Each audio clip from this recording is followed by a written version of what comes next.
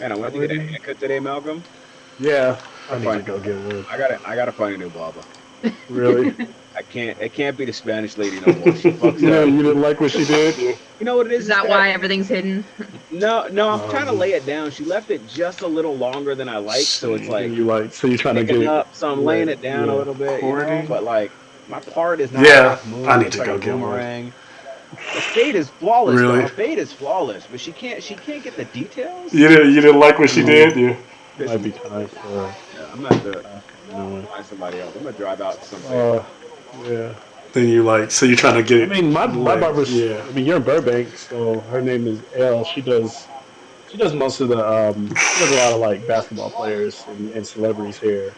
Yeah, where's she? Um, Burbank? Mm, she's right over might here. be She's over time in for Northridge.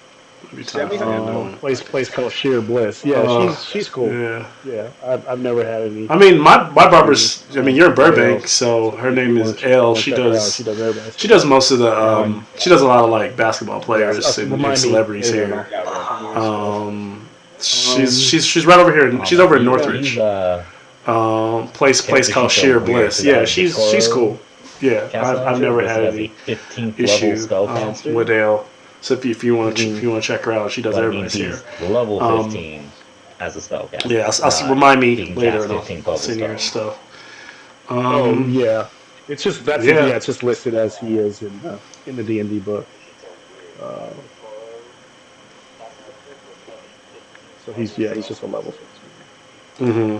Um, let's see, it's been a while since we were all sitting around the table, Oh and we yeah. know It's just that it's just listed as he the is party, in the we D and like I D said, we book. last played on Trill's Um, birthday, so been a while. And that was a great episode where so he's just a they level fought 15. Cyan Wrath and Um, frankly whooped her ass, and let's see. It's been a in the while presence since of we Tiamat, we're all and sitting around the then table, and um, we Max only got a know little that bruise from sitting next to me the when Robbie party came we back. like you said we last yes, played on Robbie Trill's came birthday, back, and so it's been a while. And that was I a watched that video great so many times of episode you just where crying they fought and Cyan slapping Wrath Alex. It's and so good. frankly whooped her ass, and And so yeah, in the Robbie came presence of back. Robbie is Tiamat, still in and spirit form. then The um, Force you Ghost. know. her palace entered the material realm. Yes, Robbie She came drove back, it and I into watched that video so many times Waterdeep, of you kind of at an just inverted state. crying So and slapping you were Alex. It's able so to good. fly back to And your so yeah, bodies. Robbie came Um, back. Robbie is still in Racklesh spirit wasn't. form. I think what you cast was Spare the The Dying or something that you were thrown her palace from you entered the didn't actually get material crushed realm. between the She but drove it into not Waterdeep, Racklesh kind of was at an like on inverted that kind of state. ground zero where So the many of impact you took were able place. to fly back Um, and all of to you your bodies. appeared, the majority of you appeared back in your Racklesh bodies wasn't. where that ritual was I taking think place what you that you were cast was speaking "Spare the above. Dying" or something. That you were thrown Robbie materializes from it. You next didn't to you, actually get still in crushed this kind between of the. ghostly state. But Still able not. to Let's help say out yeah, and Racklesh was summon the like on goddess that kind of Selene. ground zero where Um, the you're impact took now place. in the very Um, much and all of you dilapidated and appeared, the still majority of you floating appeared back in Lord's your bodies Palace. where that ritual is taking place, That's where when you're you hear the taking the rumble drug. from the clouds in the Ravi distance. materializes next to Tiamat you, begins to still in make his kind her of ghostly state, still able descent to towards help you. out from being summoned by That's where Selune. we Um, left off. you're Does now that Um, mean, are in you the very retconning much her crashing into dilapidated Waterdeep and and still destroying our floating house? Lord's Palace. I don't And think I that's when said you hear the whether the rumble house is from the destroyed or clouds not. in the distance Um, as Underlined Tiamat with a begins sad to make face in the her notes. um, Waterdeep is her descent destroyed. towards you. Waterdeep is mostly And that's destroyed. where We don't know if we Trollskull left Alley or off. if like we don't. I Um, showed you the perimeter, like what's been. But remember, you're up in the palace, so looking down, you would it would be I very didn't. I don't think I said easy to whether the assume house that is destroyed or it was not. taken in the destruction or Um, in the blast.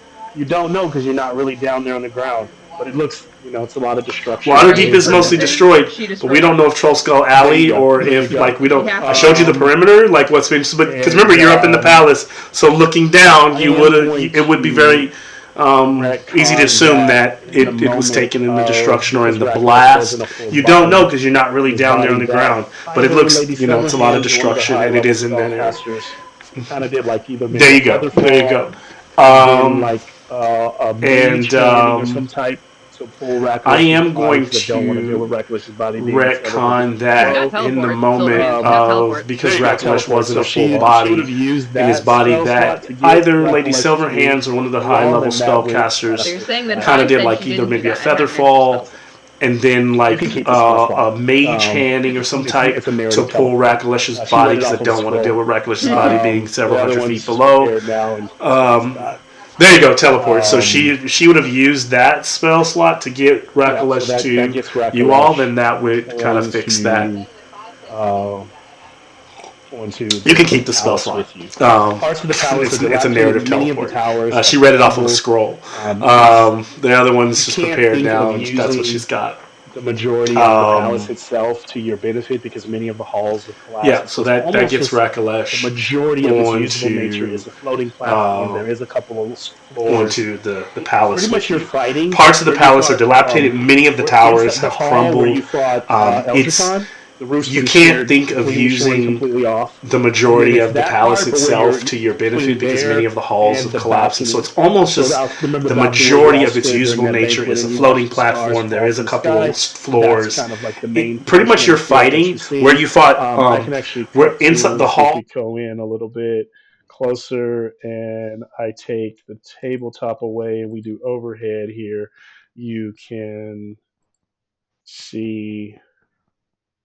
Oh no, that's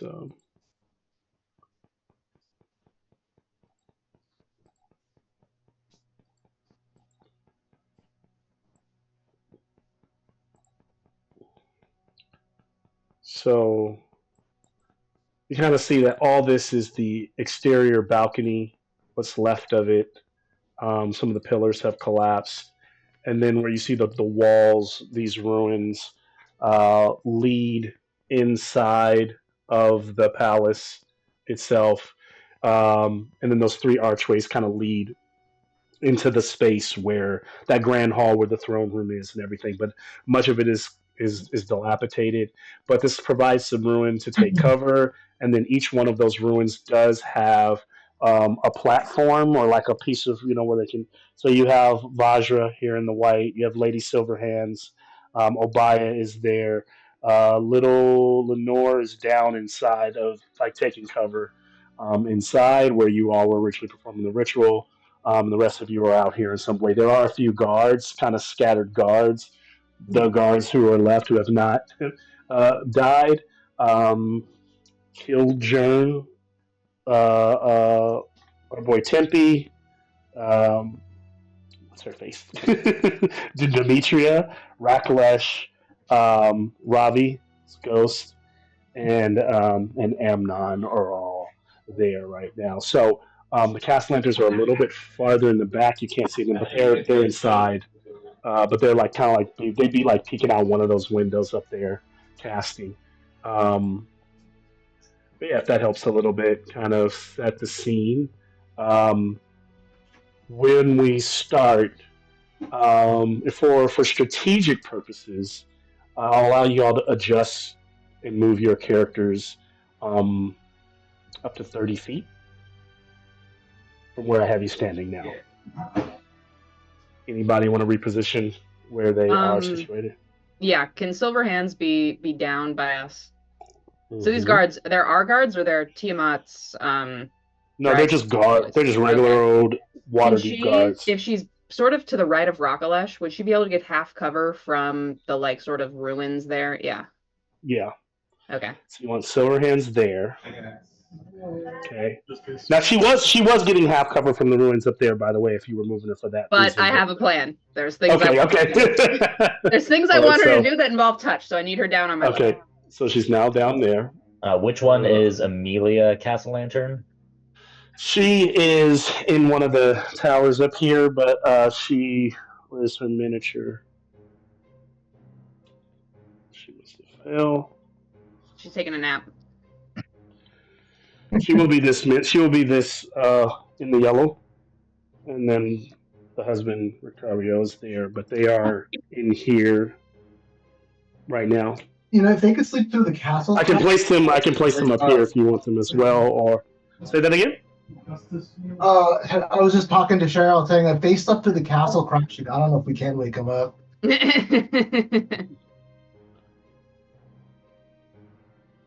Jameson, were you making a request on where to move them? Yeah, I was gonna have them just down behind Tempe. Okay.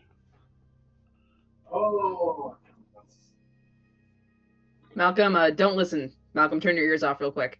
We need to make sure Tiamat gets within melee range, guys. That's going to be, I think, the big trouble if she's not down in melee with us. So, if you have means, Well, I'm kind of hoping to team up with somebody strong because I would like to see what the collar does. If it's gonna Yes. flounder or not, because I mean that's my first. that's what it did with the last dragon you tried it on. Yeah. Let's- So this is only going to be one of the 5, so I'm just curious on like what it's going to do. Mm. I've also got also got something else in it. I since I leveled up, I can just hurl people through hell now. No, I To don't hell know. with you.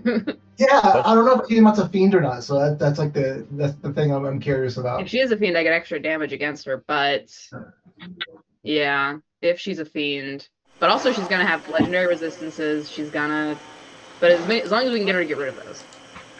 Yeah, I figure we just throw everything we can at just to sap those out. Yeah.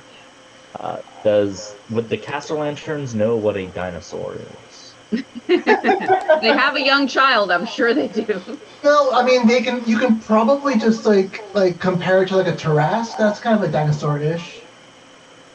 That was because Castro has polymorph. Oh, do you polymorph into a Tarrasque?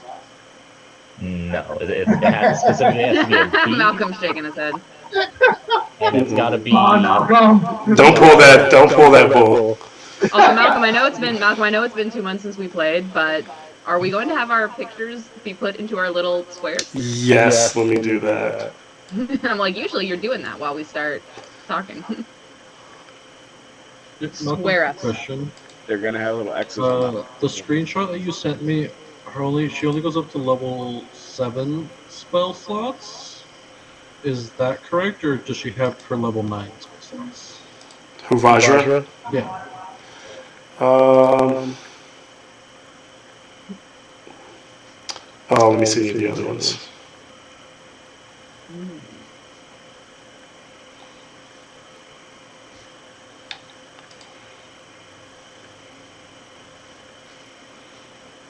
Let me do images first.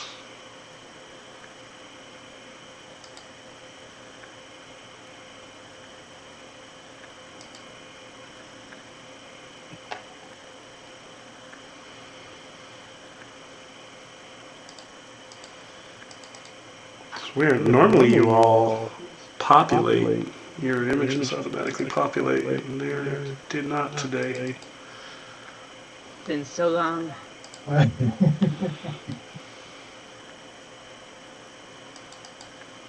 me know when we're rolling initiative, because that will affect plans. I've got like many tabs open for Silverhand spells. What's that one do? Oh, I've got no tabs open for spells. I'm doing this off memory, baby. Yeah, you can do that. I actually I can't do that. So I need to. All of my mental memory space is taken up with, for some reason, remembering the ancient Egyptian dialogue from The Mummy. After like 10 years, for some reason, I still know all the lines. That's fine. I heard they're gonna remake it again. Is it gonna be good this? I don't know. Who knows? Universal, so it's hit or miss. Or...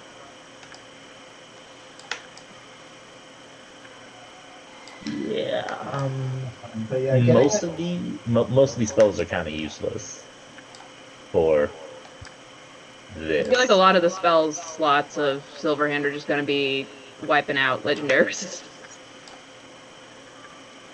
What does this one do?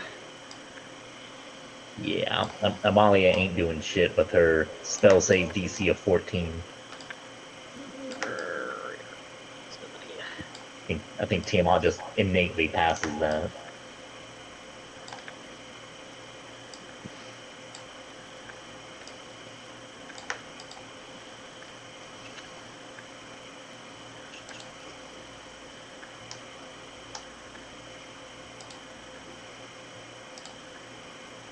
Where's the kill Tiamat spell when you need it? Don't worry, I took it.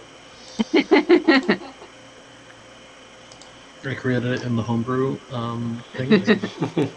You get one shot, and she legendary resistances away. No, see, here's the good thing. Legendary resistances don't work on the kill Tiamat spell. That's a new one.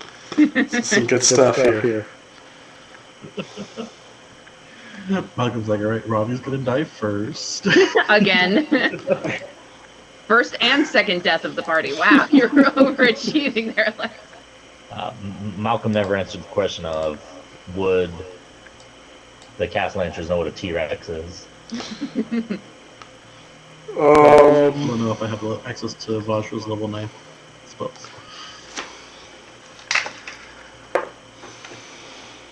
The Killjoy. I can't. This is the heal Tempe. The Cast Lancers are very well off devil worshippers who haven't traveled any like exotic lands or like. I don't know. You're saying that she didn't make her take him, or she didn't make him take her on like a vacation to Chult when like one of her friends from the country club got to go and was talking about it. And... You do it. I'm just gonna grab that T-Rex and throw it off. I can say right now, I grab a T-Rex and toss it. I wasn't even gonna do it to one of the players. I was gonna do it to one of the random guards. Make it a bit more useful. Yeah, they know what T-Rex is. Okay. Oh, so now when you get to control the T-Rex, it's all hunky dory.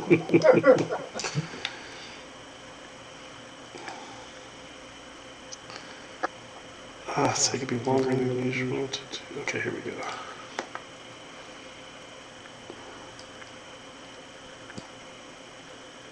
I also didn't want to just blindside Malcolm with that polymorph.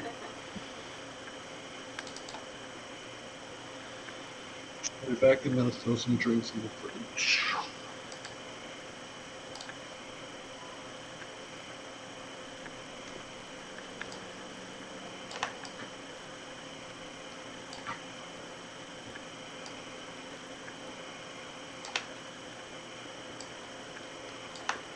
Everybody's so serious tonight. We're in the zone. We're focused in. We need to be serious about this. It was all fun and games. Now lives are at stake. Actually, our lives are at stake this game. Yeah. The Not most even some important random lives. NPCs we couldn't give a fuck about. Our lives are at stake. I mean, the city's destroyed, so fuck that. I'm so mad that she destroyed our house. That is insta-death. That is... I know. I mean, she's abused and destroyed and made a mockery of Bahamut, but she destroyed our house. we almost killed somebody for that house. I mean, it was the person trying to give us the house in the first place. But... They were. We didn't know. We called shenanigans. We bullied a lot of people for this house. Do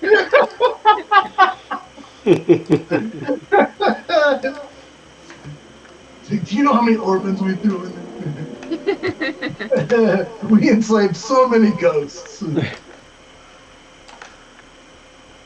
know how many brunch menus we've made that we'll never be able to use now? Yeah, all of the recipe vegetarian food menu that we were going to come up with. All gone. All gone. All the weed that Eldercon left behind that we didn't get to use. What? His stash bag.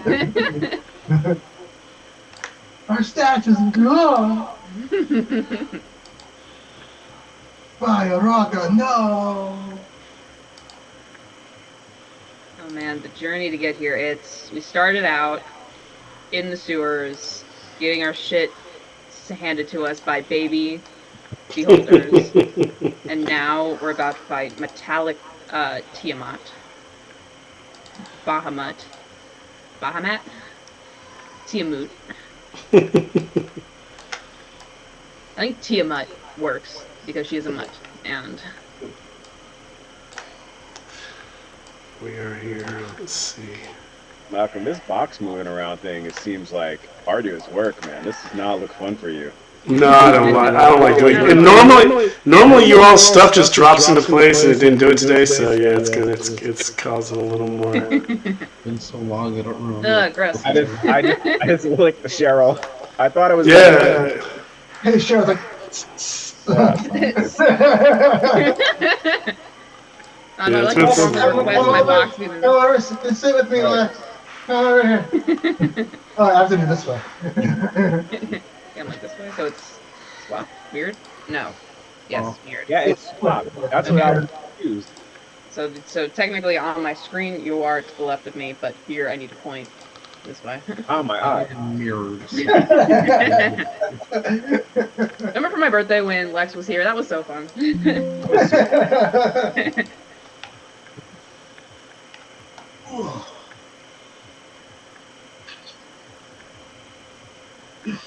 Oh. Always had gauges, Sean? What? Your earrings, those gauges? Oh yeah. Have you always had those? Yeah. Really? That's so funny because I saw this too today, and I was like, I don't recall you having them before, but I didn't say anything. Yeah, it's kind of. Yeah, they usually. It might be that you've Yeah. changed it up, and I'm like, It's jarring because it's like contrast to your beard. That's why. Yeah. That's why I usually wear black, because they're almost unnoticeable. Go on out here solving mysteries. You know, it's. Man, I should print you something cool to put in there. I thought about doing it. Wasn't it? I don't know if you like One Piece, but I saw someone was doing like clay art where it was the devil fruit, but then they had it like a bunch of different kinds of jewelry, and someone was like sticking it onto gauges. Oh, that's cool. Pretty cool. Super cool. Yeah, I thought about printing some devil fruits. My kids are into One Piece right now. I've got crocheting some devil fruit, but then I looked at the pattern and I was like, I can't do it. Ooh, we're into infinity. Aw. I watched a little bit of One Piece, but it was a little bit slow. Not slow, but it was a little bit. The live action is so good. Yeah, there's too many episodes. There's too many episodes of that. I didn't do the live action one though. I did. I love the live. I haven't seen I've seen like a couple episodes of the anime, but I love the live action one. Like, it's. What about? I think I'm watching. How not to use healing magic. I think that's the name of it. Is it good? It's real fucking good. It's basically a D&D campaign. It's really good. Oh yeah. Okay, I want to Yeah. watch. I finally I think finished. that's I finished Dungeon Meshi. Speaking of great shows that are also D&D campaigns. Yes. Now we suffer until the next season. How long? You can never be sure. Let me find it. Let me see if they've said anything. I know they confirmed a season 2, which good. I mean, the anime is really slow and it's really long. Yeah, it's like 900 So, episodes, like 500. There are 900 episodes, and a Is it lot of nine? episodes they repeat the same scene over and over and over. Oh, really? Over and over. Yeah, it's really bad. You're really only getting about 12 to 15 minutes of showtime in every show because of all the repeats. They started doing it with Naruto, I swear, and then it got really bad. And they just keep it's kind of like Snyder's slow-mo. They're there. But it's a really great show, like the way things progress, how long things are. It's actually kind of cool. Super racist show too, and not racist, a sexist show. I have seen some images of what the female designs look like later. What show is this? One Piece. Oh, in One Piece? Oh, interesting. And so my son sitting down, I sit with him and I'm like, all right, listen. This is a really good show, but the artist is kind of a perv. Cause this is why. So I had to explain it to him. He's like, oh, okay, well, that's fine. That's so cool. Don't As worry long about as he's the- aware, it's fine. Yeah, because sometimes the names get a little perverted. I don't want him repeating that shit. I I think don't that's know. a lot of anime is kind of like that too. Yeah. I find myself explaining a lot of subtext to my kid. He's like, "Oh, I didn't even notice they did that," and I'm like, "Well, you saw it, and that's why." Your you did it." subconscious noticed. You didn't consciously notice, but you subconsciously noticed. But yeah, he's a good kid though. He gets it. I still need you guys to watch Dead Boy Detectives. Oh, right. Well, next time you come pick up one of your 10,000 black baseball caps that's left here in the woods, we can watch that. Yes. I'm telling you, it's so campy. It feels like a TTRPG campaign. I have it on my list. I think I started the first episode. It looked really good. Oh, it gets so stupid. That's right. Like a D&D campaign. Yeah, it literally. You know what I caught up on that was really good? Interview with the Vampire. You guys watch that new one? Oh, no spoilers. Bro, that shit is outrageously good. They just got confirmed for season 3. Yeah. Yeah, they should get 17 seasons. Fucking every one of those actors and actresses. She has enough. Is that the one that's set in New Orleans? Yeah. Yeah. Or at least Yeah. the first season was. First season was, yeah. It's real good, man. I like it. I'm going to ask you all to roll initiative. Just get it out of the Why do you way. need dice?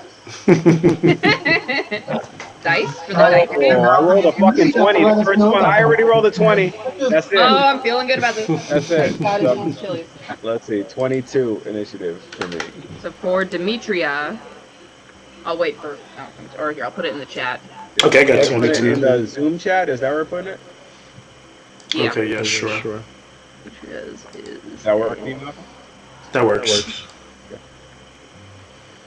Damn, I wish I didn't roll that 20. That was a waste. Silver. You're like, I wish I could have saved it. Rolling a 20 on initiative is like... Your action, do something. rolling a 20 on initiative is not good, in my opinion. I don't feel comfortable. 30, 20 from Lex.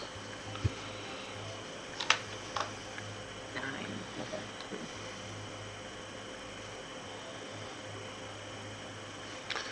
Actually, you don't have to roll for your NPC character. They will just go directly after you. Can she go directly before me? You can use them on your basically on your turn. Okay. Yeah, but I don't want initiatives for those. They just be on your either before your turn or after your turn. If you even decide to use them. Otherwise, you just kind of play them to the background. What a waste of NPCs to not use. So we got Demetria 15. Yeah.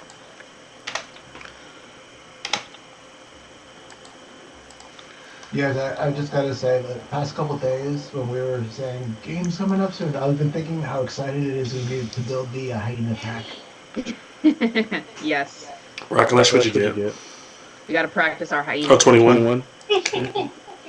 21 was for Amelia, and then 15. Okay. So then just roll for Rockalash. 11 plus. What? 3, so 14.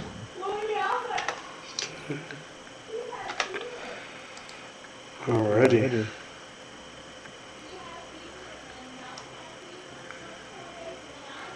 Alright.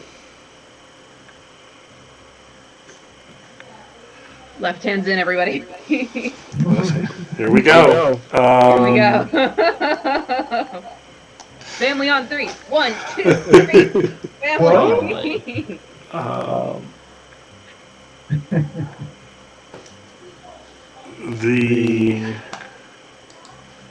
think we're ready to jump in. And so, that moment of standing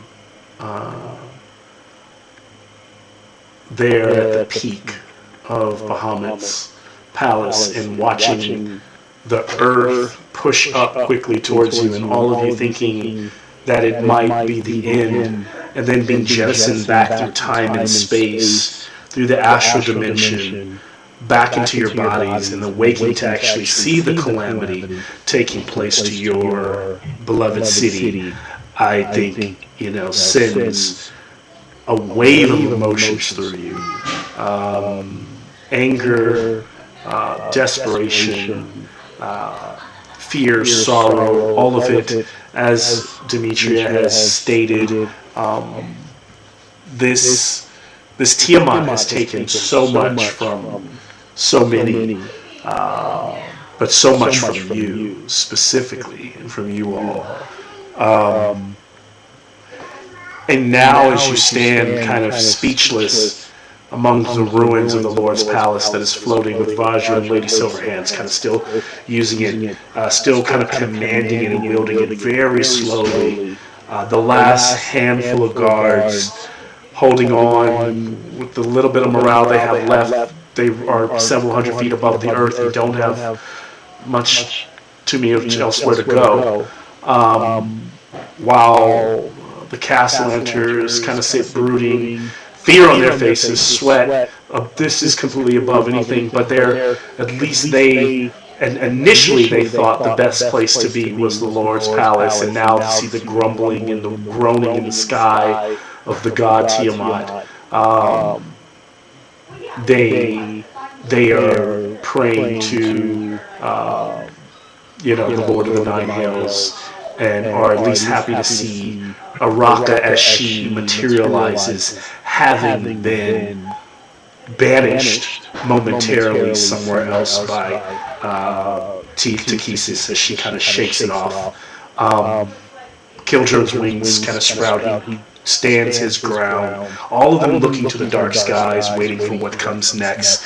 And you can see below you that this dark spire is now rising where the bottom of Bahamut's palace would have been. Now there's that mountain, and out of that mountain is erecting itself this darkened tower, Tiamat's new home on Earth.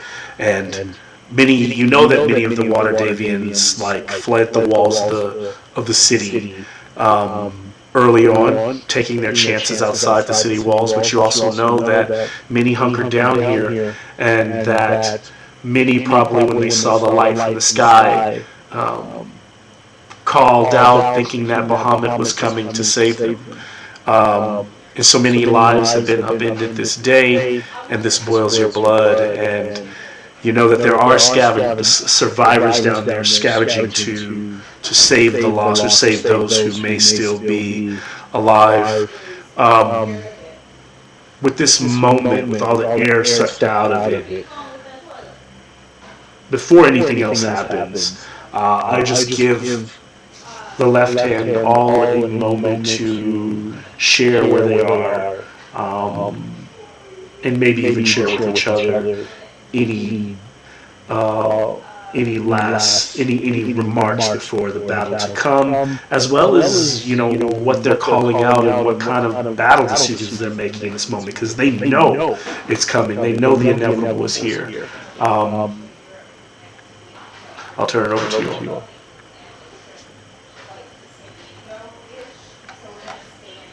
Are we huddling? We're huddling, we're all standing together facing this. Which head should I target with the collar? The biggest one. Red it is.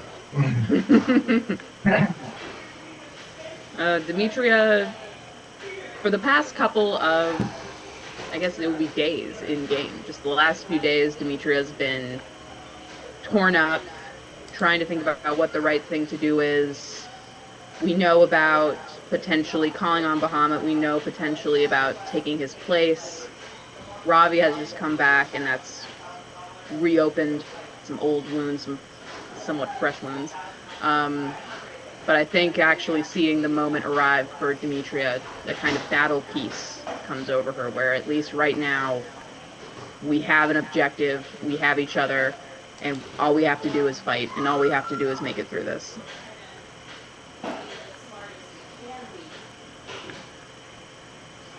Yeah, Amnon sees imprisoning Tiamat as his religion now, and Araka as being as the top of his own belief system, and so he's pretty much in the same way. He just does not even think about anything else but just re-imprisoning Tiamat.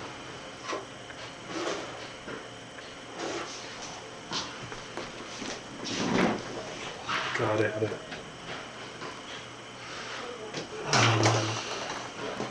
Anyone else? No, we just want to kill this thing. Okay.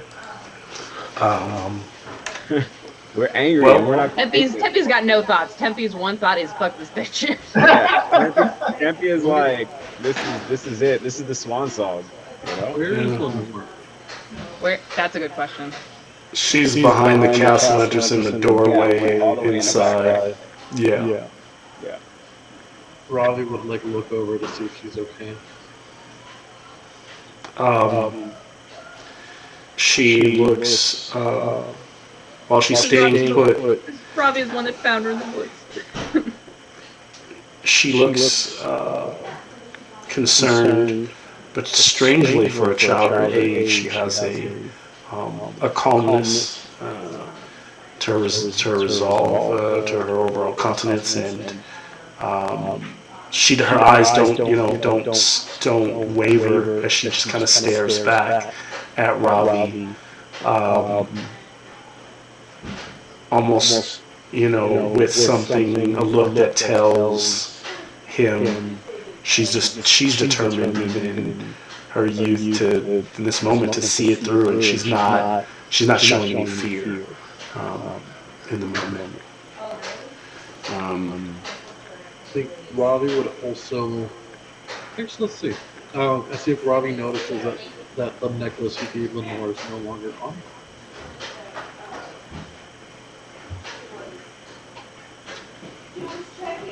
Oh, I missed being perceptive. Jesus Christ, that's 32. Okay. So yeah, you would notice. Okay. I think he doesn't say anything, but just like his kind of the smile of seeing her kind of just dims ever so slightly. I think also with 32, what he knows is that he knows that it is likely that Lenore didn't take it off, but that it was taken from her. Right. Yeah. It's just a little thing in the back of his mind that worries him. Mm-hmm. He tries not to show it.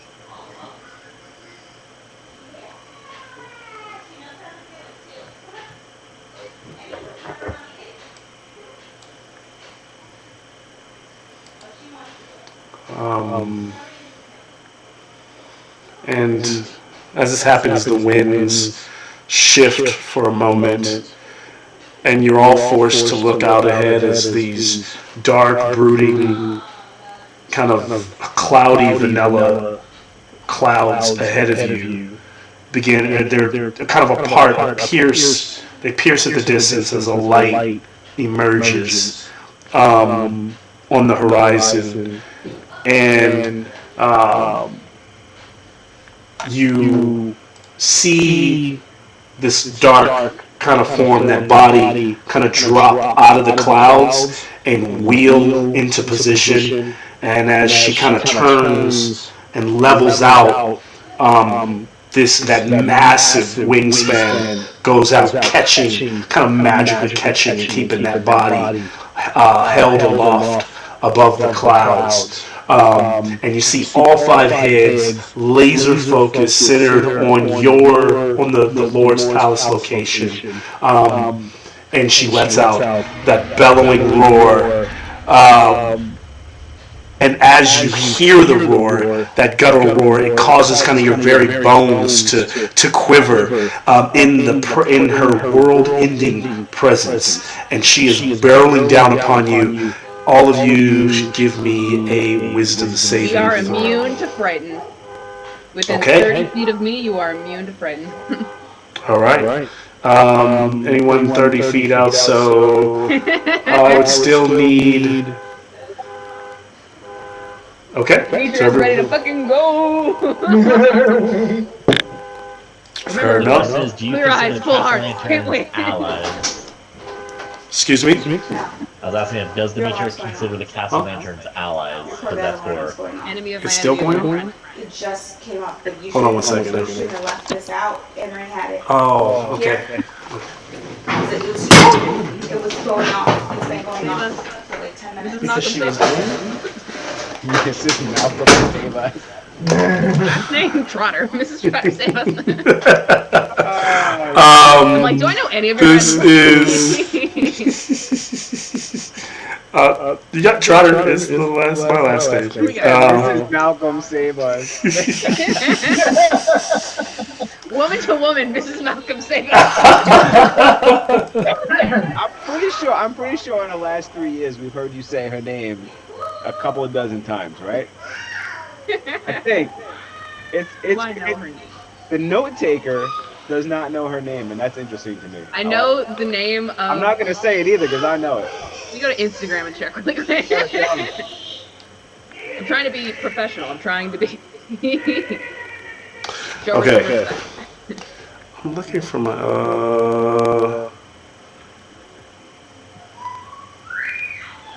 He's looking for the kill everyone button. Okay. Found it. It's a slightly different type of fear, but you all are still good on it. Slightly different. Let's see. Still need fear. All the guards are terrified in their tracks. Hey, they're allies. There are a couple of them are outside of your area, but we're good. Yeah. So on the roof above you was so scared he pissed himself and it's dripping on you. come on. DM didn't say that, so that didn't happen. Let's see here. All right. Okay. So as she does the roar, in terms of who is up first. I've got, well, ladies, let me change that because that should just be around your turn. Being immune to fear is the best thing that ever happened to Demetria because this is awesome. That Tiamat shows up, roars like she's about to destroy us all, and Demetria's done. No, we are not scared. Tippy, you are up, and then... Oh, really? Looks like it, if I'm not mistaken. Why does the suicidal guy gotta go first? Okay. So I don't know. So we had a moment there at the beginning where we could have been like shouting out battle plans because Silverhands, I was gonna have her cast Fly at a high enough level that multiple people can get it. So if she had shouted out like, "Wait for my signal if you want to fly and have 60 feet of flight," then you can hold your action until after her turn. Well, the problem is I can teleport all of us up there. But then we won't. If we fall off of Tiamat, we're and we falling. fall off on her. Yeah, that's what I'm saying. That's not. That's Oh, y'all want to go for the big? Y'all want to go for the let's ride the big dragon? I like it. It's Classic Sean. Sean will see a large drop and not wait for an answer.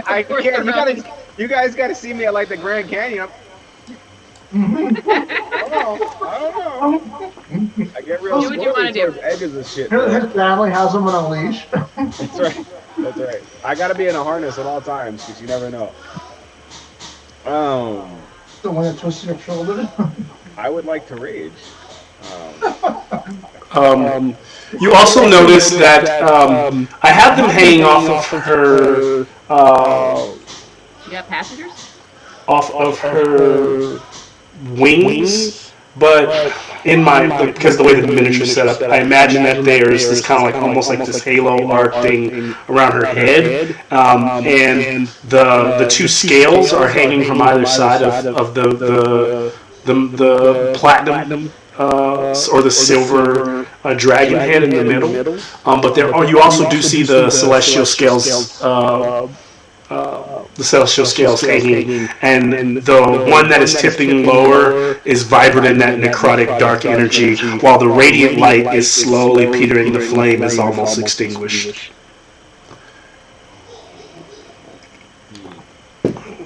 As she dives towards you, she's not waxing on Ella. She's not saying anything. She's not talking shit. It's just dragon coming for you. Cool.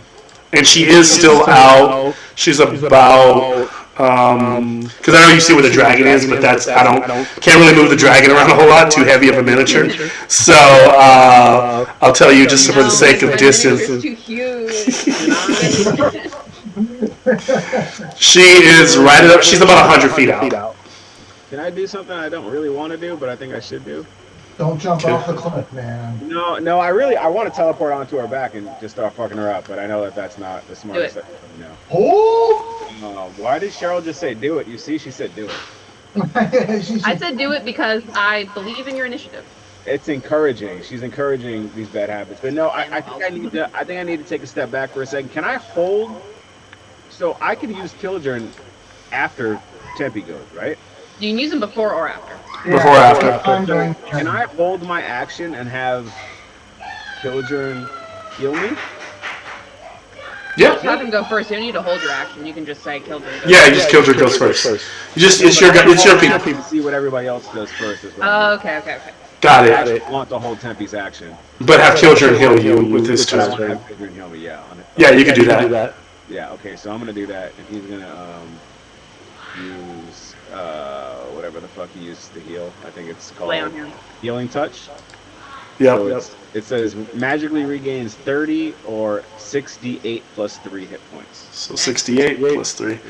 Can I just Take this life, my friend. And he lays his hand on your shoulders as you all stand side by side in battle. I'm gonna roll them in D&D Beyond. Okay. Dice God defend us. Plus 3, Mm-hmm. 28. It's not great, but that's okay. Okay, that's better. And Tempe's just gonna hold. He wants to see. He's very, very suicidal, but he wants to see how the rest of this shakes out first before he goes hard in the paint.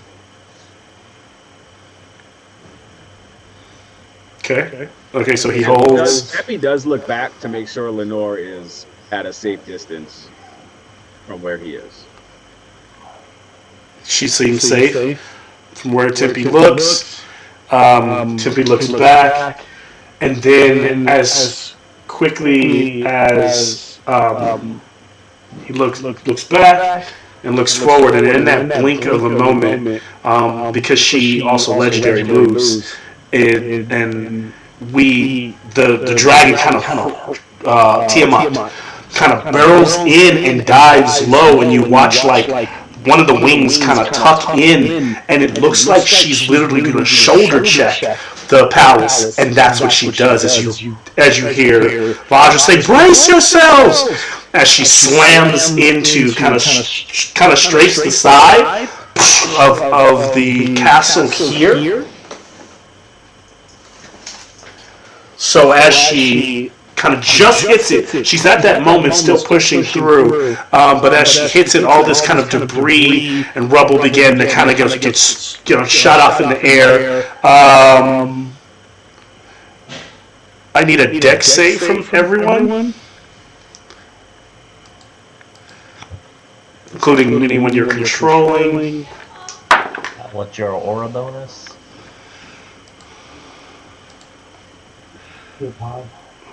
Who's Muted. +3 if you're within 30 feet of me. Oh, Dex saving throw for Demetria. so Tempe's got a 20 with that Demetria, and then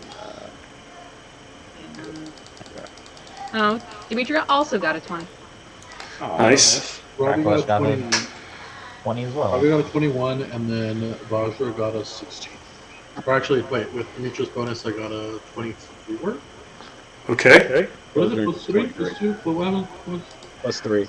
Plus 2. 17 for Amalia. All right. 19. 10 for Silver Hands. Oh shit. Yeah. That dice is going in timeout. 14. Oh, wait, plus 3, 17 for Victoria. 17, okay. So I'm hearing all passes so far except for Lady Silverhands. So if you... everyone passed, everyone that I heard pass takes 10 bludgeoning just from rocks and stuff. Spewing. If you failed, which was Lady Silverhands, she takes, you all take 10 or 20. She would take 20 bludgeoning. As the palace gets rocked and a huge chunk of the second floor goes out with Tiamat's shoulder check, the structure takes 114 points of damage because that's the brunt. That's what she's. And so at that moment, you all know that the Lord's Palace does have a finite number of hit points as it has taken, and it is feeling it for the first time. It kind of, I think for this entire time, it's starting to feel more unstructurally sound. How much damage did the tower take? I'm gonna keep track of that. 114. 114. Who is proficient in architecture? Who wants to be rolling to see how much time we have? I'll tell you what it looks like as it looks. Right now, it's still holding its own. Nothing else is collapsing. But there's only like one tower in the distance. That the tallest tower has not collapsed yet. But so a couple of things fall over and break and rubble. But the floors and structures that are left still seem okay. They kind of creak and moan a bit. But other than that, that's where you're at. Machina's older brother in that tower. You fought him in the Blackstaff Tower, the Wizard Tower, somewhere else, which was destroyed by her landing. It's like right. Legendary items do you survive for this? At this moment, it looks like Tempe. So it looks like Tempe's gone, Kildren's gone. Ravi is up at initiative 20, if I'm not mistaken. And actually, you would have gone before that, but yeah, you're okay. I'm gonna have Vajra just cast Mage Armor on herself. Okay.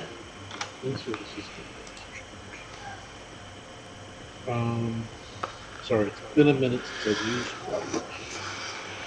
Been a hot minute since any of us have used our characters. I'm looking at all my Right. What can I do?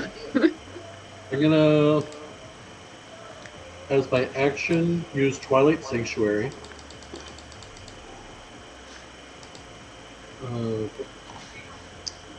For the next minute, a sphere of twilight emanates from you. It's considered dim light. It's 30 feet radius, and the sphere moves with me, lasts for 1 minute, or until I'm incapacitated.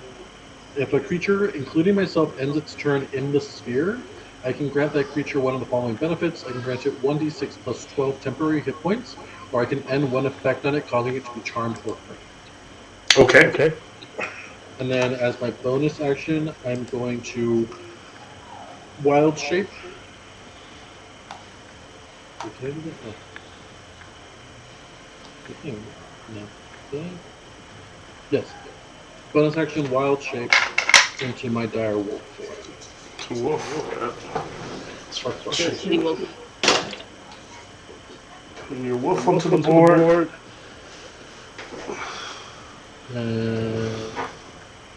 That'll be my turn. So Ravi kind of flourishes into the wolf. Kind of the spirit wolf materializes. And as it does turn, let's see.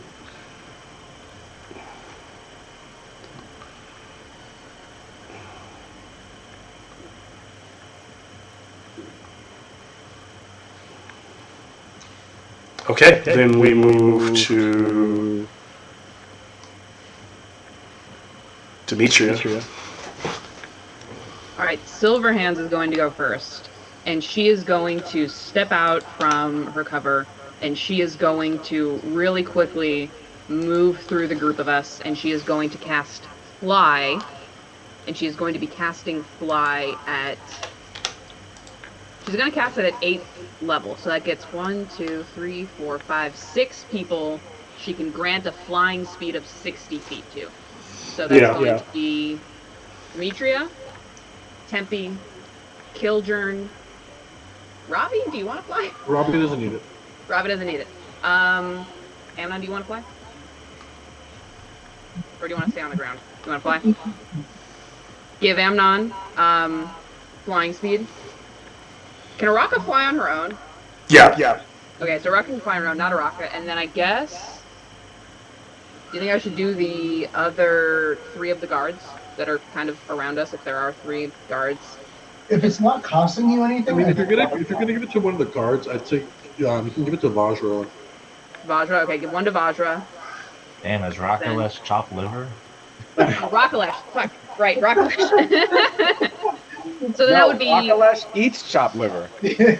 That That is true. So Demetria, Kildred, Tempe, Amnon, Vajra, and Brocklesh are going to be the people she casts fly to. So those 6 people now have a flying speed of 60 feet. Okay. So, And then she's gonna get back into cover. And that will be Silverhand's turn. And then Demetria. fly. Fly. Remember when we were in hell with her? Remember when we had fun? Yeah. Y'all did a lot of, yeah. She had like the Silverhand. Furiosa makeup. Yep. Question for you, Malcolm, because I have this Blessed Scroll of the Divine Guardian attached to my shield. It doesn't say what it takes to activate it. It just says this holy seal with attached prayer scroll is blessed when applied to a shield that emits protective aura, blah blah blah, once per long rest. So it doesn't say whether it takes an action or a bonus action to activate it. It just says once per long rest I can invoke the full power. Does that mean it's a free action? Yeah, I'll make it free action. Okay, free action. Did you use it fighting? Did you use it fighting Cyan Wrath? Okay, then you're good. I did not use it fighting Cyan Wrath. I mean, I could. It doesn't say how long it.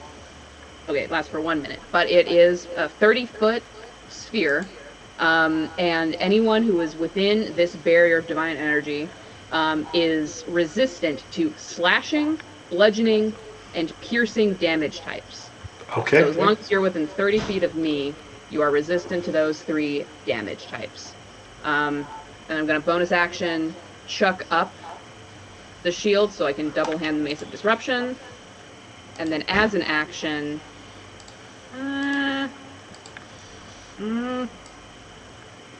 Demetria came to party.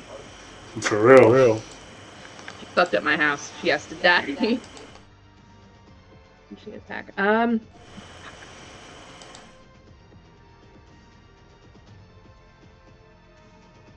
want to do this already. No, I don't want to do that already. And I will cast... No. I'm going to reach out and I'm going to tap Tempe. Sorry about this, Tempe. You're gonna hate that I'm doing this, but you say yourself that you're suicidal. I'm gonna cast Death Ward on you. So, first time the target would drop to 0 hit points as well as taking damage. Target instead drops to 1 hit point and the spell ends. So that's gonna be one of my 4th level spots. I'm going to try and ward you against death. I'm so happy you have confidence in Amnon. You got that collar, man. I believe you. I know. I'm just joking. And then, so that's action, bonus action, and then time to fucking fly, boys. And she, well, no, I'm gonna only fly 30 feet out so that everyone's still within my aura of everything. How far is she from us now? You're flying out how many feet? 30 feet. 30 feet. I can do 60 because it is a 60-foot movement for flight, but I want to keep everyone currently within my aura, which is a 30-foot aura. And Tempe, if you were holding your action, you can remember to go now. Yeah, so I wanna fly up too then. Let's do it. Let's We do front. it. You might want to get some more cups ready. Get me a cup. Get me a Yeah. cup. Pull me up, Malcolm. I was gonna say, Team continue Rocket holding. blasting off again. That's right. I was gonna cast buff spells with Amalia. She has haste. So I was gonna do that for one of you two because you're the 2 melee fighters. It has to be touch for haste? Yes. I will hold my action to fly away until Amalia casts haste. I mean, No. you Feel don't like- really need to hold your movement. Just on your next turn, with haste, you'll have double your movement speed. So you'll be able Wait, to but- fly as far as you need. Amali can't go yet, so how are you doing this? You're No, you're I'm trying to doing tell it in turn order. you're telling her to hold the action until Or to hold my movement, so I don't move. Hold your But you movement. can't hold movement, so. okay. Or for Tempe to not move. Do you want haste? Who? No, wait, let Tempe do haste, because I only have 1 attack per action, so let, What's or haste no, I gonna have 2 attacks. it doubles your movement speed, and you can take 2 actions every turn. Okay. No, do you you want get that? 1 extra action that you can use to dash, make an attack, disengage. You get +2 to AC, advantage on dexterity saves. Okay, so that means that is it 1 use? This haste? It's a concentration spell, so Oh, got it. And Yeah. then if But concentration then I can drops, attack. I can attack 6 times every single time it's my turn. Then, so Yeah. yeah, So if you want it, you can. yeah. You get 1 extra attack. It's not an entire attack action. It's 1 Oh, it's melee not. attack. It's not an attack action. Got it. Still 4 instead of 3 is better than 3. So If you want to hang back and get that, then you don't fly after me. okay, I won't fly after. I'll wait for that then. Okay. Okay. Tempe's like So bouncing Tempe- on the so line. Tempe's still on the ground. Yeah, Let's yeah. go. Preparing to go up. Okay. And that's my turn. All right, Demetrius, silver hands have gone.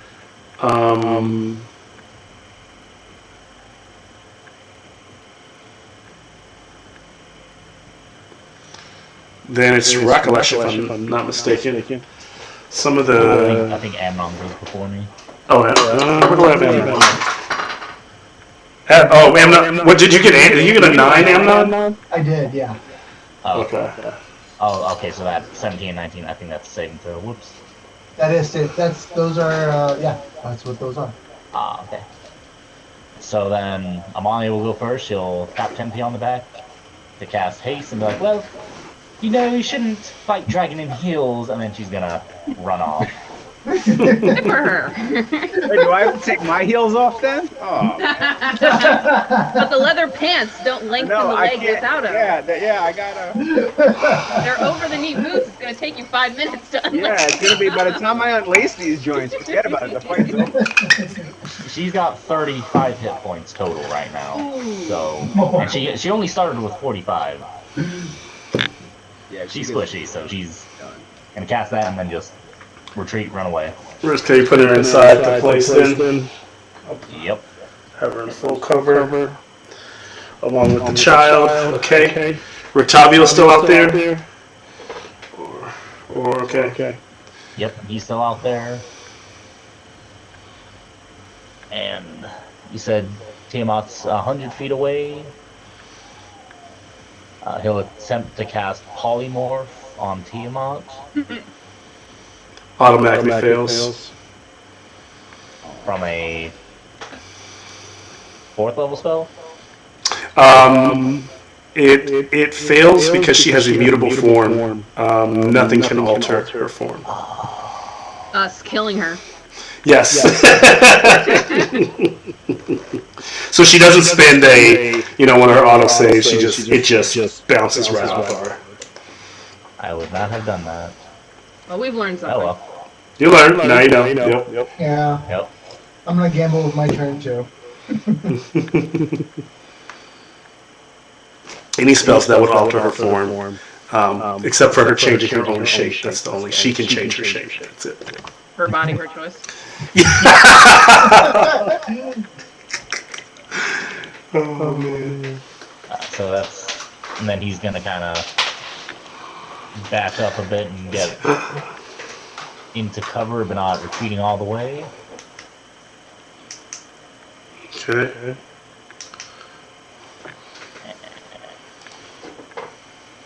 Rakalesh will cast Death Ward on Amnon.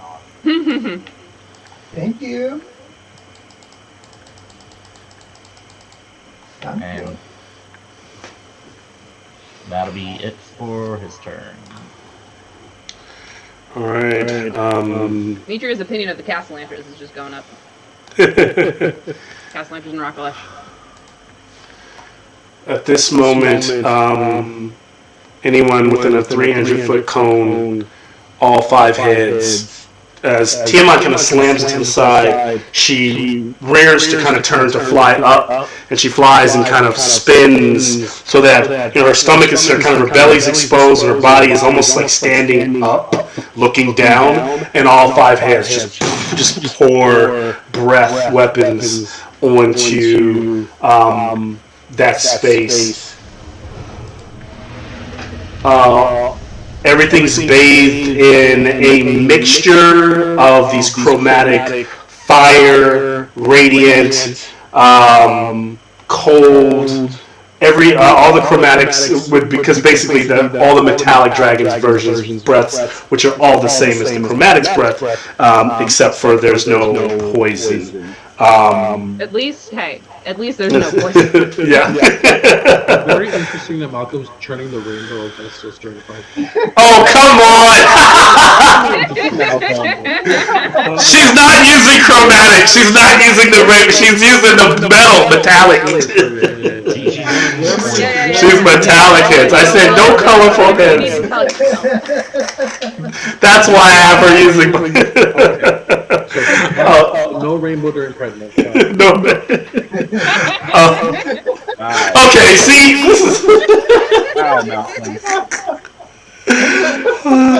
You got me. I can't. Everyone takes a million. Dex saves all around. So it sounds like if you're inside the structure is going to take some damage from this. But so Amalia is not out there, but everyone else I think is, and little Lenore is not out there. We don't get benefit from half cover like Silverhands wouldn't. I'll give you advantage to the Dex save. Okay. +3. Yeah, because this is not like she's raining this at an angle downward. It's literally a cone that hits everywhere on the board. 21 total.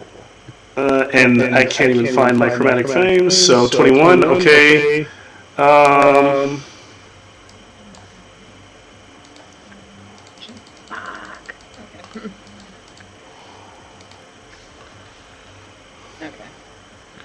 Roll sounds aren't coming through. Silverhands got over 20. Over 20? Alright. What's the DC? Demetra didn't pass either way, but 15 for Victaro. So load of barnacles. The 20 that I hear, the 20, 21, those are all fails. For if you failed, you will take 79 points of. Sweet. Oh, Malcolm. And if you are resistant to fire, she has hit you with cold. If you are So it doesn't lessen it like 20 points maybe? Like one. No. How much was it again? And I'll tell you why it does it, because it's from above, and it just, from the angle she'd be doing it, it wouldn't help you. If she lifted up here and breathed down, no one's getting any benefits from that. So Tempe got a 19 and Kildren got a 24. Did Kildren pass? No, he failed. Remember, Tempe has advantage from the haste. Mm-hmm. How much damage was that again? Oh, well, that didn't help. Did Okay. you say 77? 79. 79. 79. And then I pray none of you were reduced to 0 hit points by that. We going to sleep early. Do you pray, Malcolm? Do you pray for that? Who do you pray to for that?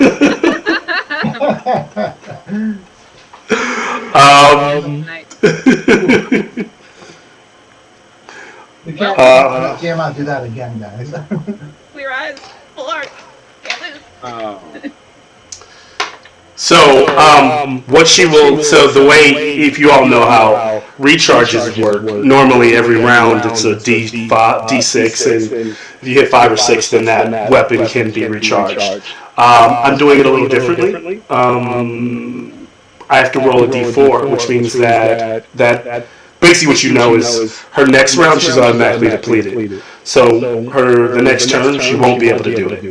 But every turn from this point forward, I'll roll a D4, and then I'll add a +1, and then I'll roll a D4, then I'll add a +2, and then I'll roll a D4 every turn. It's more likely that she recharges that breath weapon. But next turn, you get a free turn where she does not get it back. You know she's not going to get it back. Free turn. I mean, it's not. Here's Tiamat, guys. Now, I'm gonna force you to speed run. We're gonna be in bed by 9 o'clock, all of us. I can't wait. In bed, crying, That's it. listening to Ron. What happened? Who's dead? We cry at the beach tomorrow. Look at the waves. You have your Bahamut. Crash down on us and kill Remember, each of you has a Bahamut boon as well. But Tiamat's turn, and that's all she does with that turn. Lifting kind of off the edge there, and then she's kind of floating there in defiance. So bad. Floating there. Don't give the angry fist. Floating there, mess. And then we get Burning my eyebrows. Amnon and Araka.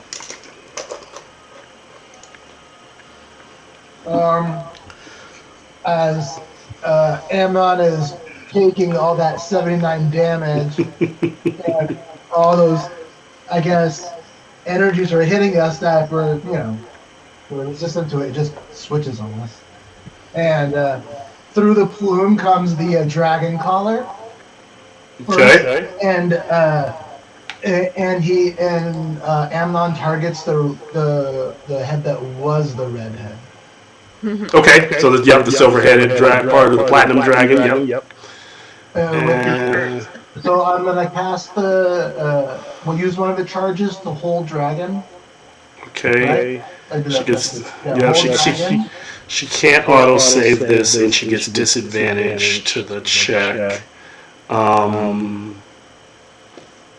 And do you have your information, or do I need to? Should I pull it up? I'm looking at the information right now. So Okay. I got 3 charges to be used every 24 hours to cast hold. You used one already in your last game. Yep. Okay. That's it. So now I have one more charge. The target must succeed on a disadvantaged wisdom saving throw or be paralyzed for the duration. The dragon cannot benefit from legendary resistance for this roll. Succeed or fail, the dragon also takes 3d6 force damage. At the end of each of its turns, the target can make another wisdom saving throw. On the success, the spell ends on the target. Okay. If the target is Tiamat, this part sounds important, and she fails, the caster chooses one of her heads to paralyze. Okay. Let's do Remember, this. you have to save one for when she's in human form. Right. I got a natural 20 and a 13 plus So 13 plus. wisdom save. You don't got silvery barbs. Oh no, it's at disadvantage, so the nat 20 is I don't get to use. What does I need? What does she need to be? Let's see. It's a wisdom saving throw. Based on what's your wisdom? What do I need to? My wisdom is a 10. I don't have any. No, what's your spell save DC? My spell save is 19. Okay. Okay, so as you fire this out and she gets the lower roll, you're aiming it for the middle head as it clamps down. She kind of tries to shun it, and it kind of locks in. The chain on it kind of materializes, it's being fired out of that staff, and it begins to get taut. Starts to pull her until she kind of like slams into the side of the structure with both claws holding on, and is kind of pulling. This will not hold me for long. You fool, you would need all 5, and the gods holding these chains. But she's being held in place right now by And then, that hit is. okay, and for then bonus action, I am going to take some temporary hit points. Oh shit! Right, Twilight Sanctuary. We've all been getting temporary hit points. Twilight Sanctuary. At the end of all of our turns, we're supposed to be Yes, getting. you should be rolling a d6 and then adding 12. We roll the d6. Can. I mean, I just 1d6? figured it'd be, yeah, 1d6. Okay, 1d6 plus 12. Don't mind if I do. long as you're within 30 feet of him.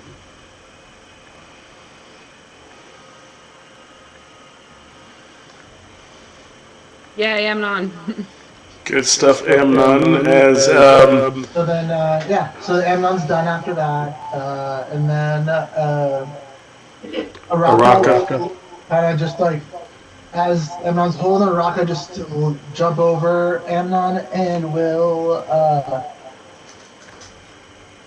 Alright, I want to try to use Araka's ability, Power of the Dragon Queen. The Abishai targets one dragon it can see within 120 feet of it. The dragon must make a DC 18 Charisma saving throw. A chromatic dragon makes this save with disadvantage. A successful save, the target is immune to Abishai's Power of the Dragon Queen for 1 hour. On a failed save, the target is charmed by the Abishai for 1 hour. While charmed in this way, the target regards the Abishai as a trusted friend and to be heeded and protected. I know it's like her. I will say this, that it's fair. She can use it against. Yeah, it's something that was bestowed on her by the Dragon Queen, based on Takisa's stats and based on Araka knowingness. Takisa is very likely to pass this. Just saying. Giving you, because I wouldn't cheat you out of that, because I think that Araka knows the likelihood of that working on Tiamat is very low. So I'm just letting you know it's very low. My challenge was your changes to the lore. That was my so. Yeah, I just imagine that was one that she probably wouldn't try to use against Tiamat. She can still try it. Like I said, it's still something that it's an ability that she. Yeah, I mean, it's only out of not knowing what Tiamat's past is in Dragonlance versus.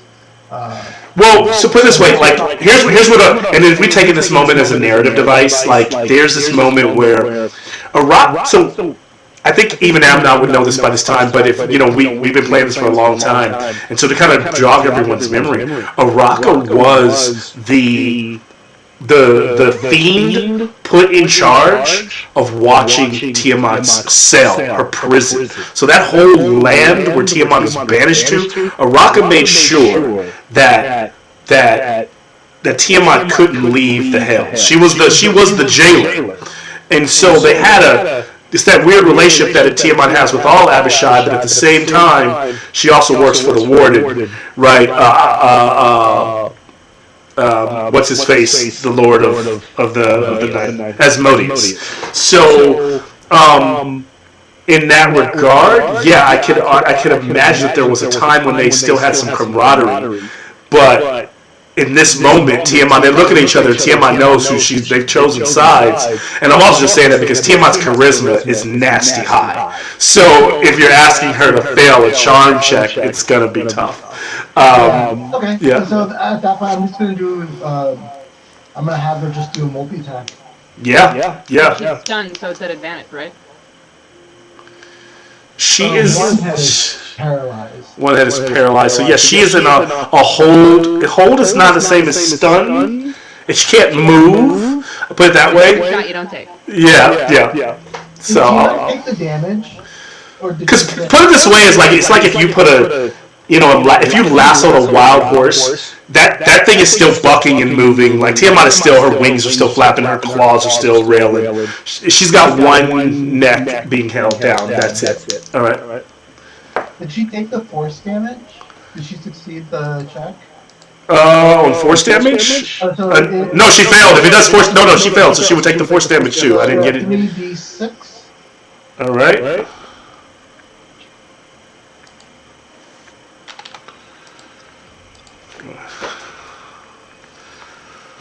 And it's 13 force damage. That should take 13. First bit of damage.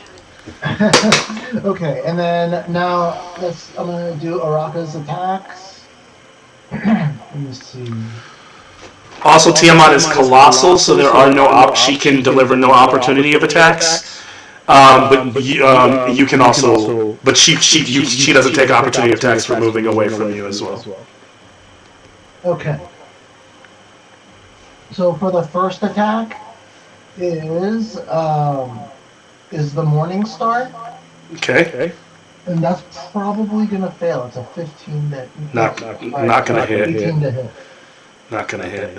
Okay. The next one is a 26 to hit. That's gonna hit. Okay. And then the last one is it's a 27. That's gonna hit. Both of those will hit. So And she has a magical weapon, so her damages will count. Oh, it's so warm tonight. Jeez. my wife and I put AC installed in my shed, so I am chilly. Nice. Also, not the night that you should drink the whiskey straight. Jeez, should have got some more chill. And my room has all these lights, so it's like a little mini studio. Just like, Top of 4 floors with no AC. oh, so yeah, I'm not. Then I'll shut up. Cause you. Yeah, Malcolm. Like Mr. Homeowner over here. Hey man, this homeowner shit ain't always cracked up to me. We remember your. Oh man. Okay, that's 22 slashing damage from the claw, Okay. and then the bite. So she's just bashing one of the heads, slamming into the shoulder. 30 damage with the bite. Okay. Wow, she bit Tiamat, huh? Yeah. She's like, you bitch! Like Tiamat! It's like, oh. And then is she resistant to fire damage? She is resistant to fire damage. She is actually immune to fire damage. If there's fire damage after that, don't worry about it. Okay. For flavor, flames are spitting out of her mouth. Yeah, it's there, but not doing much. Making us feel better. All done. Got it. Oh, also did I get a save from Rakulesh? Did Rakulesh? I mean, not. Did I get for all the because I'm showing here the Abishai. Did Araka take any damage from the breath? She got breath weapon as well. Okay, where's her hit points at right now? Just so I can track. Oh, okay. So I'm doing it on the D&D Beyond. Okay. So she's at 131 right now. Okay. Just checking. Go. Because I Do you want me to have. let you know every turn? You know, I'll check in from time to time. I just was trying to keep it accurate on my end too, since it's not automatically updating. Okay. So good move there from as Amnon, and when we started this, Amnon was speaking to this entity that he was gaining his power from, and now he's fighting side by side with Araka. At that moment, Tiamat will cash in a legendary and swing back at Araka with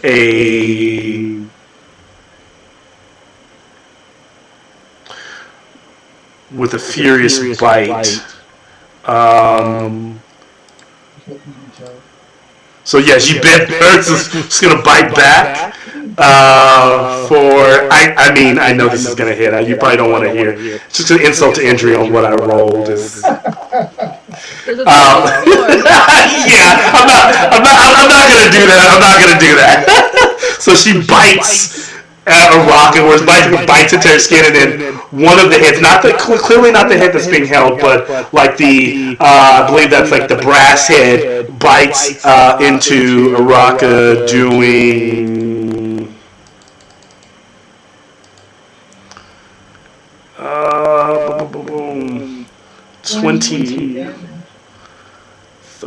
39 damage. Slash to 39 piercing. She has resistance because she's within 30 feet of me. Is Araka within 30 feet of you? Because I flew 30 feet forward, and then Tiamat collapsed, so... Raka would be right here. Okay, I'll give it to you. All right, Dimitri.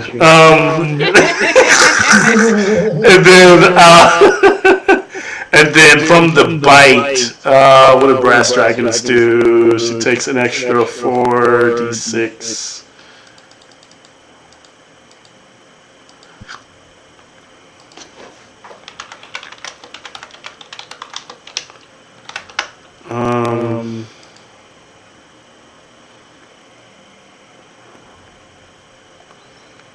It would be. Oh, which I think she's either probably resistant to it. It's fire. So 25, an extra 25 fire damage. Which I think a rock is either resistant or immune. I don't know without Just looking. blasting each other with fire that does nothing. The fire is immune to fire, yeah. That's great. It's just like a big fireball. And like fighting each other. Well, it's really because they're biting each other, so it's just the heat inside the mouth of each from each bite. Yeah. And after that, if I don't know if she takes it at 25, but then after that, that's done. That's my reaction, or not reaction, but legendary response. And then we're through the first round somehow, really fast. Oh, wow. Usually, Get temporary hit points now? Yeah, at the end of each of your turns. okay. Oh, all right, As long cool. as you're within 30 feet of it. Sounds good. What was the roll? I'm sorry. D6 plus 12. All right. I don't know Malcolm's wife's name, but I know what's going on in this combat. The top of the round, Tempe, you're looking tough, man. I don't know, that blast took a lot. I'm a little scared now looking at these numbers if these are true what I'm seeing on my screen. This is terrifying. I don't know what it's like to be scared during this fight, you know? Must be awful. It's tough to be scared as a DM because you're scared for like everyone, and suddenly it's like, uh-oh, this is not good. You must think to yourself, am I the bad guy? Yeah. Did I hurt? Yes, but he's also the good guy, so it's kind of hard. The little like Bahamut on her shoulder is like yelling at her right now. Like, no. What are you doing? Yeah, when you and Tippy like took off flying, I was like, oh, that's so heroic. But they are just flying right into this. Like, We're Top Gunning it. We gotta go. Yeah, you're flying through the canyon. Tippy, you are muted right now, but There's nothing else to attack except for this giant dragon. So there isn't at this moment. yeah, I heard that at this moment too. I caught that. Peppy Biter. How far is she from where me and Demetria are like hovering She's here? 30 feet.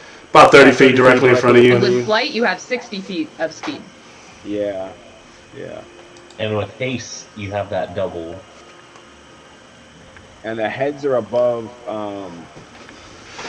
She's about level. She's about where you see her now. So if you were to move in to attack, you also have. I will give because one of the heads is being held by the collar. I'll give also advantage on anything striking in that arc, right towards that head that's being held. So you have advantage to hit as well. If we damage the heads individually, though. You could also fly around the rear too, and like where you're outside of the arc of the left weapon as I'm gonna fall well. off the back of this bitch. I see. I'm not there yet. Let me try to attack this motherfucker face on first, while I'm still close to everyone else, in case I die. It could be beneficial. I'm just gonna move forward and start fucking her up, or at least Okay. because I literally have nothing except melee attacks. So, but I got 4 of them. So let's see if any of them hit. And don't sleep on your boons, guys. I don't have what boon did you give us? I must have missed that. Everybody has a random boon. A Bahamut. It's a random one. And I forgot after the brethren, I was supposed to drop some fire on the board. Just don't. It's basically we call on Bahamut and he gives us whatever he thinks we need. It's just some burning stuff. He's dead. I see. Let me go down one time first before I call Bahamut, the big dude. Yeah. I'm just gonna go in raw dog real fast and try to. Excuse me? Oh, yeah. Stop it with your dirty minds. It's us. Totally. I'm gonna rage. No. I'm gonna make a bunch of 4 attacks, and I'll see if any of them hit before I start doing anything here. Okay, so 16 doesn't hit. 16 does not. 23? 23? That 23 does not hit. Okay, well, that sucks. You're doing these at advantage, right? No, I'll do. Oh fuck! They All- all give me advantage. No, I'm giving you advantage, so you get two. Every attacker should be rolling 2 dice and taking the higher result. Oh shit! Yeah. So, So if you want to count those two as the first attack, that's fine, so neither, right? So neither of those two hit. Or so your first attack doesn't hit. Yeah. Yeah, 27. that hits. So one Yeah, hit. she's tough. So she's not super fast, but like it's almost, think of it as like when you strike. I'm like what I would think of it is natural 20 nice, but every time you strike her, what you realize is that those metallic scales are fucking hard to shatter to get through, right? To like get in. Yeah. So 2 hit. One was a nat 20, Okay. and then 27. I rolled another 17, so that hits 2, right? Say that again. 27 hits, right? 27 hits. Yes. Yeah, so 3 of those hit, and one of them's a nat 20. Okay. So I'm gonna roll some damage. Yeah. And it's a magical weapon, right? Yeah, it's magic weapon. Yeah. Good that's stuff. magic. The nat 20 is just double damage for that one, right? Okay. Yep. Is that correct? Okay. So hold on, let me get the damage down real fast. In these kind of life or death, I do have a set of cards, a critical hit deck, and one of the cards, 1 in 60, is a behead. You could take the card draw instead of the double damage, but you're at risk of whatever that. It's usually like it usually is like there's other like abilities in there, like they get maimed and things like that. But the biggest one is the behead. I don't want to tempt you. So you can stick with if you want to stick. He says, tempting you. You son of a bitch, I'm in. Pull back.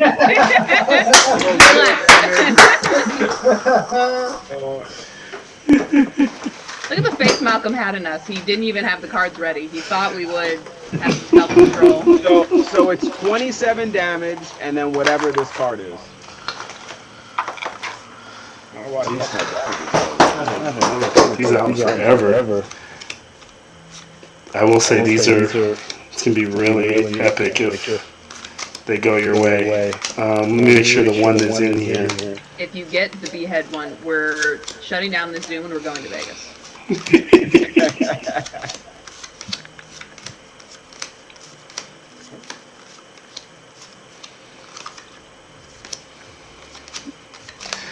Going through them for a second here. Rattle. What we need to Okay. do is we need to find out what deck this is. And we need to break into Malcolm's house and just sneak the deck with like 17 of the beheading cards. And then sneak back out. Brain.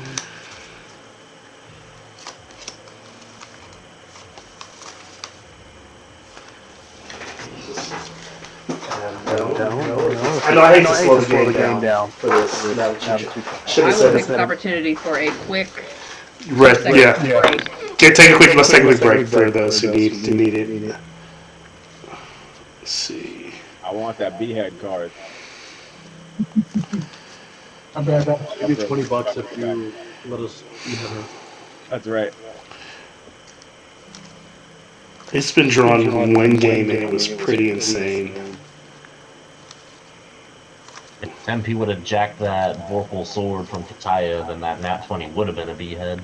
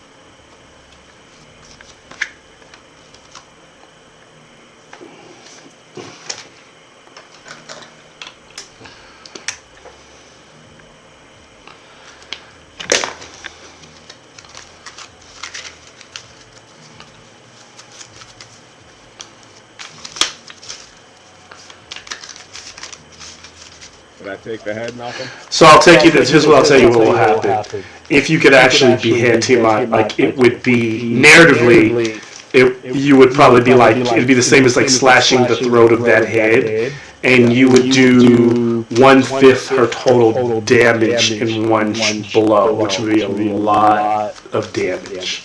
That's the way I would make this kind of fair. Otherwise, whatever I draw, you're still going to do some. You're going to do some kind of damage. Like it's going to be whatever. Like it might tell me like you punctured a lung or something like that, and I'll turn that into whatever I can. These were made for Pathfinder, so I always have to do a little bit of like on the fly rigging for like what it actually translates to in terms of 5e. But I always lean in on giving you the benefit of the doubt. So most likely I'm going to make it where you get a better benefit than not pulling a card. Yeah. So what was your other damage before we do the nat 20 damage? How much damage did she take? 27. Okay. With those other two blows before the third one? 27? Okay. Oh, it's 27, including that third one. Okay. Didn't take the And then you're going to do the double. Instead of doing double damage, we're going to draw. I know this is weird too because I'm drawing the card too. So here's what I'll say is of 60 cards, give me a number. I'll count out that many cards, and that one that I draw, that's the one. So if you say 30, 36. Okay. And shuffle. Okay. Once you've pulled a card, do you remove it from the deck entirely so our odds of it beheading get better as we go? Yes, I'll do that. Fair enough.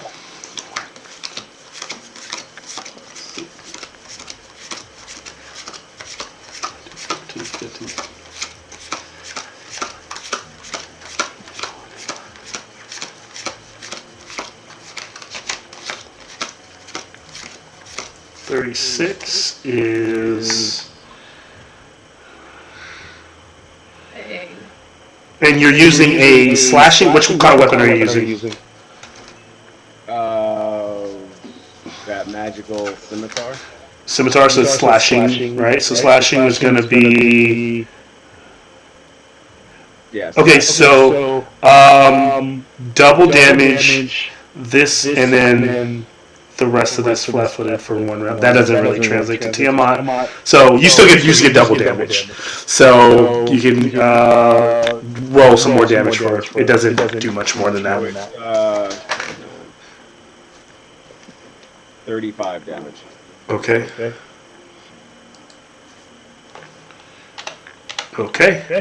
So she takes that, she's like, as Tippy is like slashing into her, into the neck area, kind of light shooting out from where you're cutting. Does that end your turn? She can't. And if you still have Killjourn too, who can fly as well. Yeah. So can I fly Killjourn? No. I want Killjourn to throw up blade barrier on the edge of this thing here. Okay. Where, because she's kind of standing over the edge of it, so if he throws it up in the middle of it, she's stuck in that blade barrier unless she moves in or out. Okay. I got it. So he's casting, he's staying where he's at, and he's just casting blade barrier? He's going to cast blade barrier, and then, I mean, if he casts it, she's already inside of it, so she has to, on her first time, she has to make a dex saving throw. On a failed save, she takes 6d10 slashing. On a successful, she takes half as much. Okay. All right, dex save. She's not gonna. Let's see.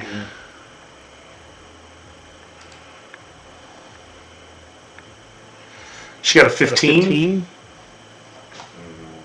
So she rolled fairly low on dex. Yeah. So she's like locked in. Yeah. She would have. It doesn't tell me what the fucking DC is, though, does it? It would be. For Killjourn, it would be his spell save DC. His spell save. Which is. It should say it there.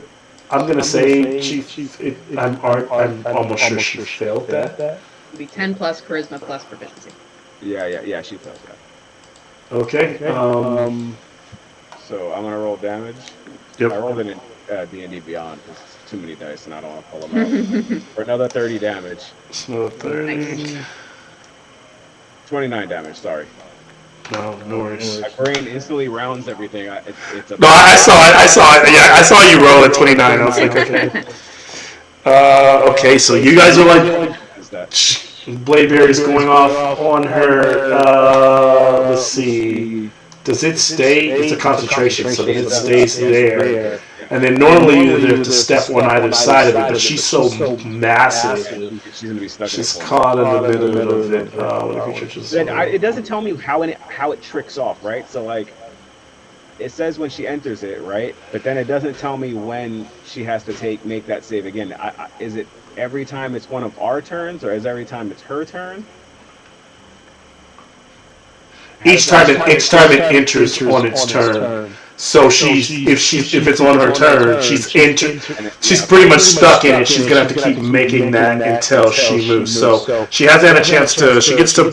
Actually, at the end of her last turn, she should have got a chance to try to break free of. So I didn't roll for that. Her So turn, because I thought she came after me in the initiative order. Or is this like her legendary turn? No. At the end of remember when she went on her last turn when she went, she was only initiative 14, so she was after Rakalesh. At the end of that turn, she should have tried to break the collar. Right. So Timon went after her, so she hasn't had a turn yet. Oh, you're right. She's retaliated on. She can't go to this next. So this turn she can go. Yeah, she can try to knock it out. Okay. And is Tiamat? I have a quick question. Is Tiamat? She's not celestial, right? But she has celestial scales. Amnon. Stolen. I'm not. So Okay. what I will say is you need to tell me if something does extra damage if the creature celestial, fiend, whatever, dragon, anything you think she is. Let me know, and I will then confirm if the damage does the thing. But she could be a lot of things right now. She is, she's a god, dragon. Might be part fiend, might be part celestial at this point. She's part Bahamut, so that is, these are good. They're decent assumptions. The meaning is, you wouldn't know them. You wouldn't get them confirmed until they're confirmed, right? So Yeah.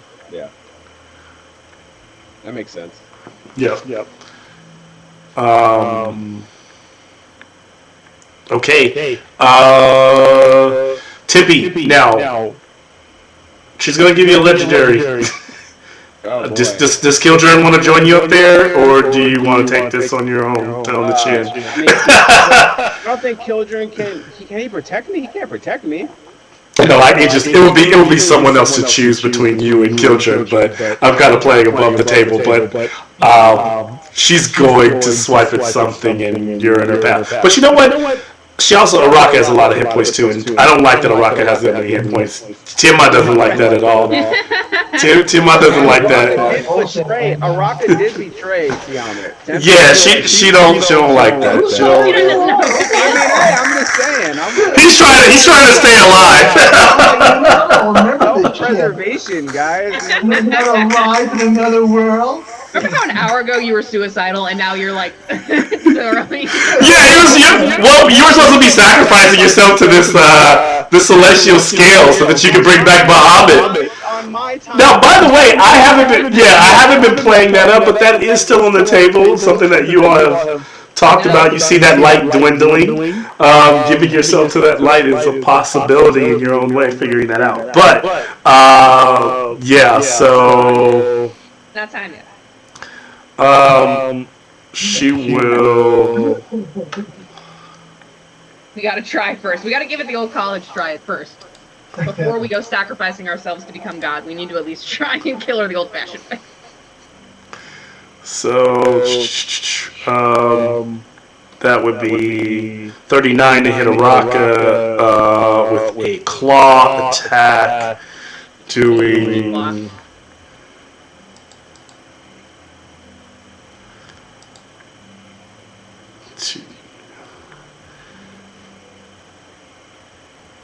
She does 19 points of slashing and then restrains grappling Araka in that claw, in that hand here. Remember, resistant to slashing. Okay. And then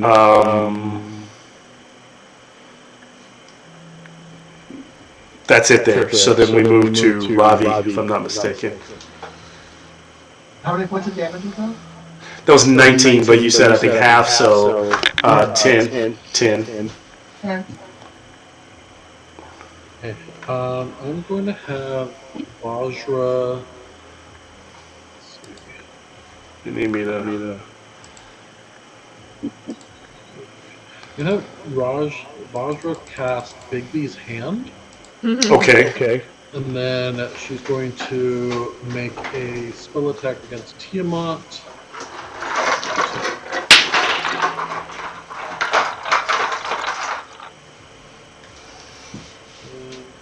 Okay.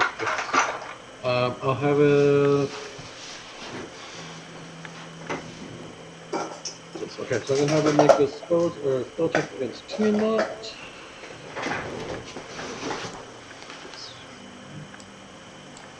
$29 to hit.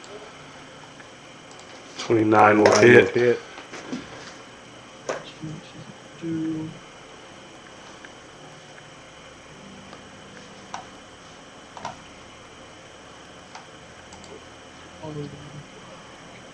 No, God. Okay. No, it cracked. No.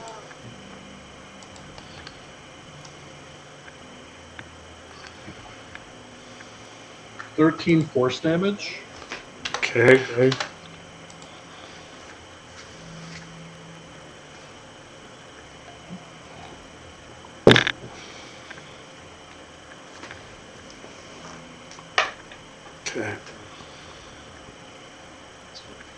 And then I'm gonna have her.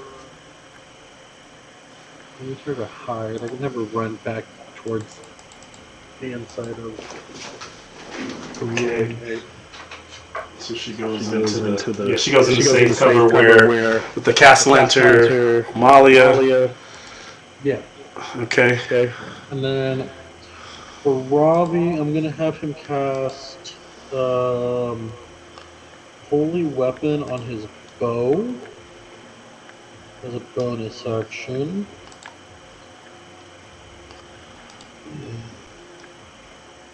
And then I'm gonna take a shot against Tiamat. And is that still with advantage? It is because she's still locked. Yep, in one place. Alright, so then I'm gonna use my sharpshooter feat. Okay.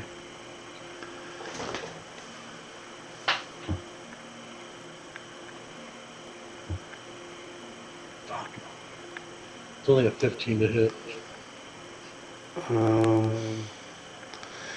That doesn't do it. And I'm just gonna give myself some HP. Some HP. Okay.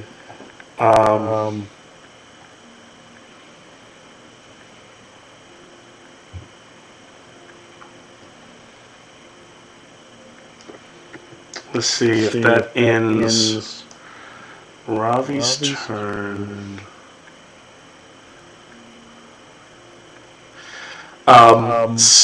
So this is a layer action moment because we're now at the 20 round. So even though she can still move around, she can't fly, she's kind of stuck in this one place, latching on, and I rolled the dice and this is appropriate for what is rolled. And so she begins to kind of clamor, trying to hold herself since she can't hold herself up by her wings. The dragon collar is pulling ever so tightly on her neck. She holds onto the edge, and it causes the palace to tip downward. So the palace begins to angle itself like a ship. And because she's putting all of her weight on that edge, I need a dexterity save from anyone who's not in flight. Does she have to take damage from that blade wall since it's her turn? It's not her turn. It's just a layer.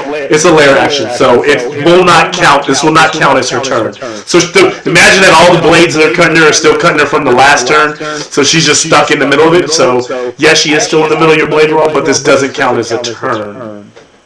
I have a side question, Malcolm. If you Yep. let me ask it. Yep, you can. And let me know if you think this is okay or not. But all the way down at the bottom of my sheet, I have Relentless, which every time I roll initiative, if I have no superiority die, then I get to regain one. Okay. I didn't do that the last round because I didn't know that was there. Can I? Then yeah, I'll give you everything that you're gonna need for this fight. You're gonna need it, so I'm not gonna penalize you for unless you made like a decision. Yeah, no, you should get that. Yeah, make sure you get what you need. Okay, so yeah, dexterity saves from anyone on the ground. Cards fail and slide. Dirty 20 for both Castro and Rakalosh. Okay. They're holding on. Amnon didn't take flight, did he? No, yeah, Amnon got flighted. He did. Okay. Oh, right. Vajra has flight too. Never mind. Yeah. I mean, Rakalosh has flight. Well, Vajra has flight, but she went back inside, right? Like she was trying to. That's where you put her. You didn't put her in the air, so she would still make this check. Would she make it with advantage? She'd make an advantage since she's inside. I'll give her that.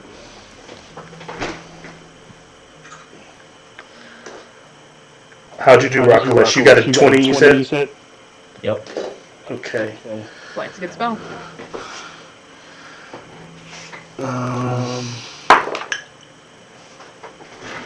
Vajra. Expected more from you. What about Rectavio? Did he? And then what about Ravi and wolf form? Ravi's no longer in wolf form. He's no. Got it. But he got a 20, 30. Okay. So he doesn't. And then Vajra only got a 15. Okay. So Vajra got 50. So she moves. So basically, what it does, it puts Vajra out, exposes her a bit, 30 feet with the difficult terrain out to where Killjoy is. But I think it still saves her from being close for. So anyone who is within striking distance of Tiamat, she gets a free attack against. So you're all good except for. Would she move though if she has flight? What's that? Would she move though if she has like the ability to fly? Yes, because she's not flying inside. She went inside. You're saying she went inside but is still flying? Well, I mean, she wouldn't fall towards gravity if she has the ability to fly, would be my... Oh, I see what you're saying. You're saying she would be able to lift up and push herself back. Then, okay, if she has the ability to fly, then I'll keep her in the doorway where she was at. Tiamat will get a swipe against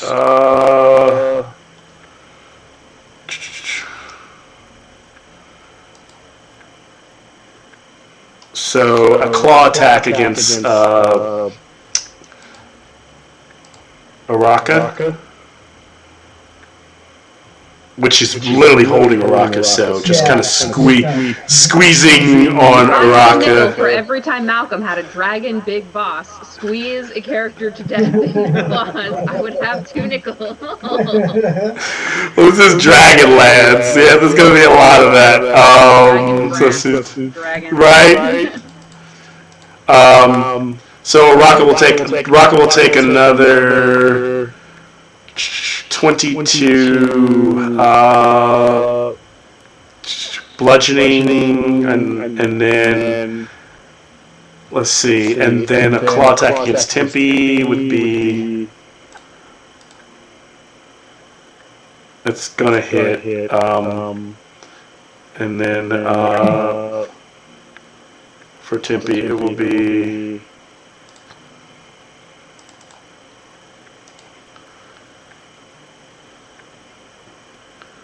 $22 bludgeoning, and Tempe, you are grappled, and we need and restrained. Resistant bludgeoning. You're resistant, so cut that to in half. What did she roll? She rolled a 28? She rolled a 17 plus a 19, so Oh, fuck. yeah. Plus what? What was half damage? I think half damage. Plus what?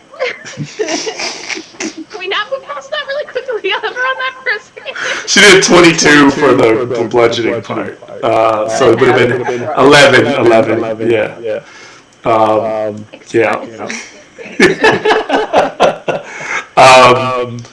Let's see. So we got. Okay, so then that's lair action is done. Let's see. She leans in. And that move does a little bit more damage to the Lord's Palace for another 39 points of damage to the edge of the palace. Still holding on structure. Can we cast healing spells on the palace? You cannot, unfortunately. I'm thinking I might have Silverhands do something. Well, because Silverhands, I don't know for character Construction she got. experience. Well, because Silverhands, last time I played Silverhands, she had Wall of Force, but I can't see that on her spell sheet now. It's not there now, yeah. Malcolm's like, tee-hee, no Wall of Force. She's a wizard. She didn't prepare it today. Damn it, Yeah. Silverhands. Dimitri, I think, if I'm not, or Ravi. Ravi. Ravi went. So we're at Dimitri. Vajra? Vajra went. Okay, so it is me. Here we go. Time to smite. I close, and I attack her twice. Or I try to.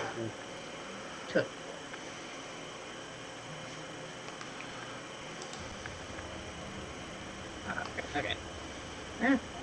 Technical issues. Please hold. Loud ass car going in the distance. 25.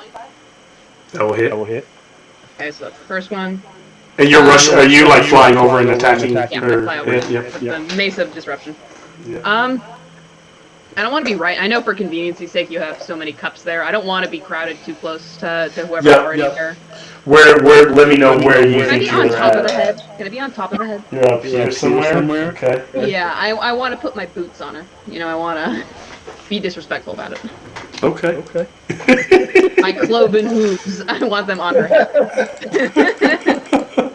So, with the Mace of Disruption, it would do extra damage to a fiend or an undead. Would I do that extra damage to her? Is she a fiend or is she undead? Yes, you would. Yes. Okay. So that's. I had all my dice laid out. So that's the D8 for double handing the thing. That's improved smite plus. How many extra D6? 2d6 extra damage, and then I will drop a smite on this attack. I will stick to. How many spell slots? I'll do a second level one. Do you want the different kinds of damage separately, or? You don't need to. Okay. Unless anything's fire damage or no, yeah, you're good. Bludgeoning and radiant. Yeah, you're good. 5, 10, 15, 18, plus 5. 23 points of damage. Okay. And then I will hit her again. For a 27. Okay, 27. That will hit. Okay. So, improved smite. Undead fiend. And then this time I'll just do. Can I do multiple smites a turn? I think I can. Mm-hmm. Then I will do a level 1 smite. She's taking a good amount of damage. She's still looking, still shutting it. 22, 24, 29 points of damage. Okay, she'll take it. And then for my bonus action, I will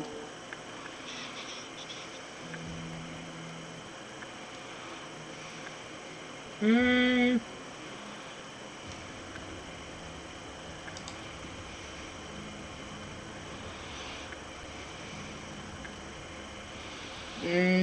will do nothing for my bonus action. For my bonus action, I will grind my feet disrespectfully into the top of her head. I will goat kick her stupid head with my hooves. And then Silverhands, because she does not have Wall of Force, Silverhands is going to cast Magic Missile at 8th level. Okay. Nice. So I plucked out a shit ton of D4s.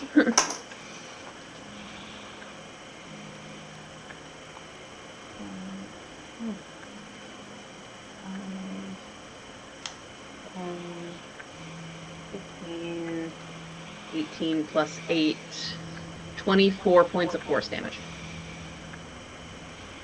How much? 24. Okay. Good shit. And then Silverhands. That's a lot of damage. Silverhands will go inside. Okay. And try and take some cover. Yeah, and try and take some cover. Okay, Silverhands goes inside. Structure shakes. As that happens, right as you're kind of wailing and with that mace, boom, boom, back and forth on the top, from behind you, because you're standing, you're like hovering over her head, bam, just hitting in the back of the head. You feel this in your back as her tail like slams into Demetrius' back for a 36 to hit.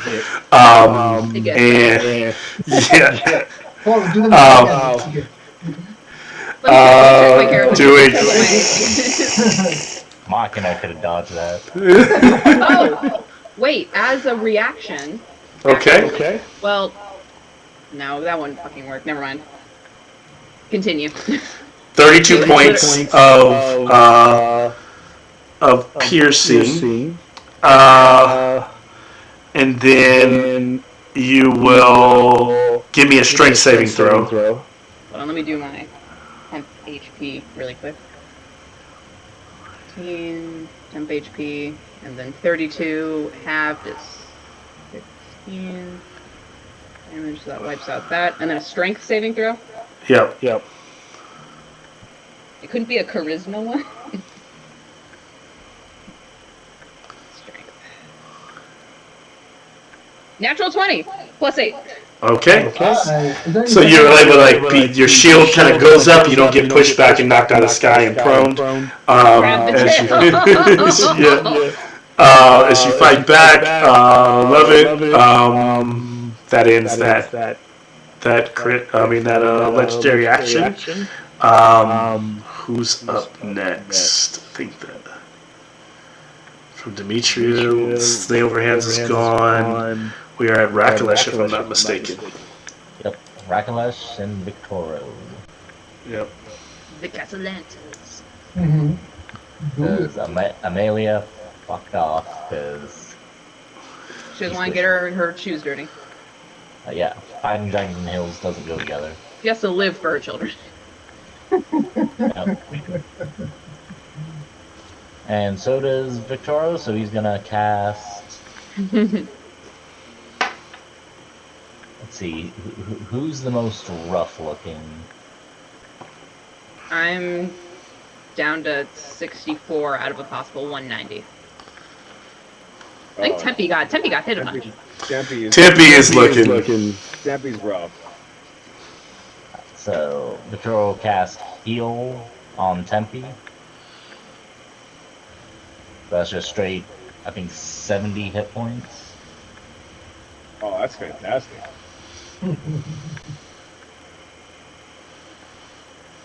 See, now I can sacrifice myself comfortably.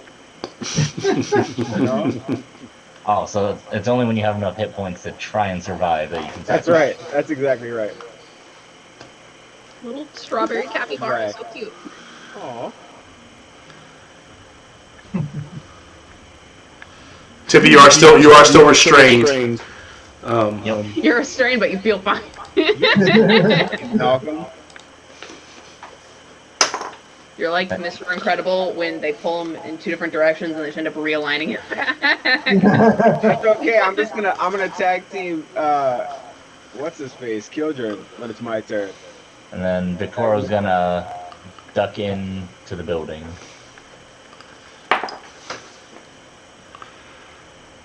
Stop double time cams. Dash away. Me leading staff meetings at the end of the week.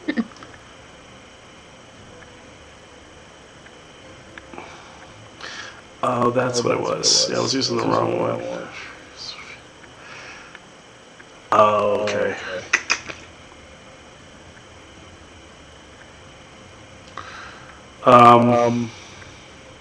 Racklish, is that in your turn? So that was for Victoro.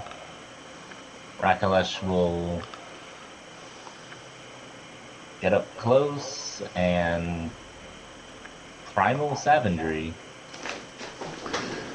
Okay, so how far can he move?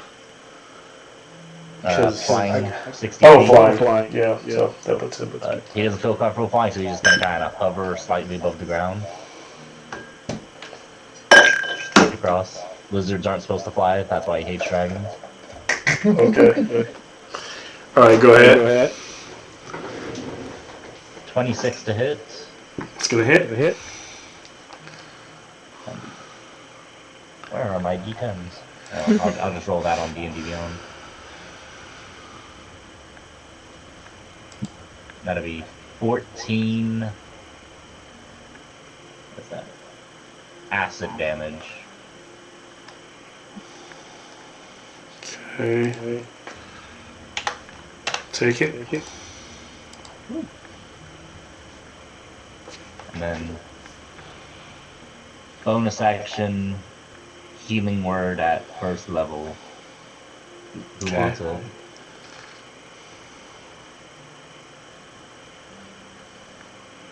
Does Amnon need a healing word?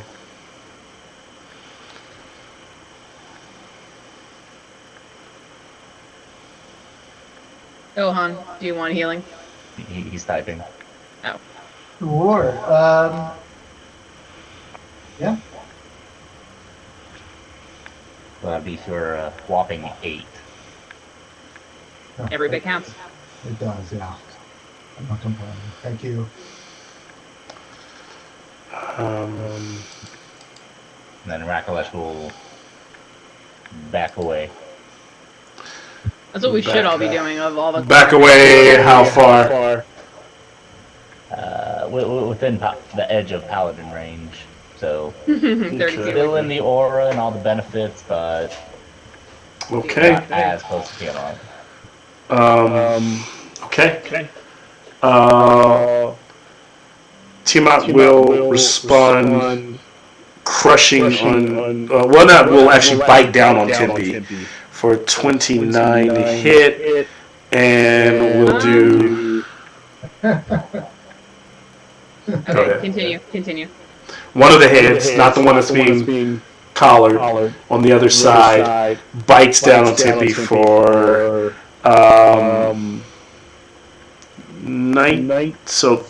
29 points of piercing. Half. Okay. Followed by 27 points of force. How much did I take? Or is that me? Am I getting hit? That's you. Yeah. So you have the first one, which would have been 15? yeah.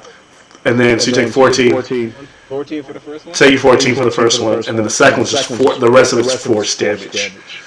How much was the rest of it? 27. 14 plus 27. Yeah. Is that something where I could use the... No, because he's not within 5 feet of me. Never mind. No, I'm trying. So it's one of these like kind of biting and kind of like trying to kind of ragdolling Tempe for the moment. We move from that. Rakalesh is gone to, am I not mistaken, Amnon? Actually, no. Actually, Tiamat's turn. What am I doing? So she will. Jeez.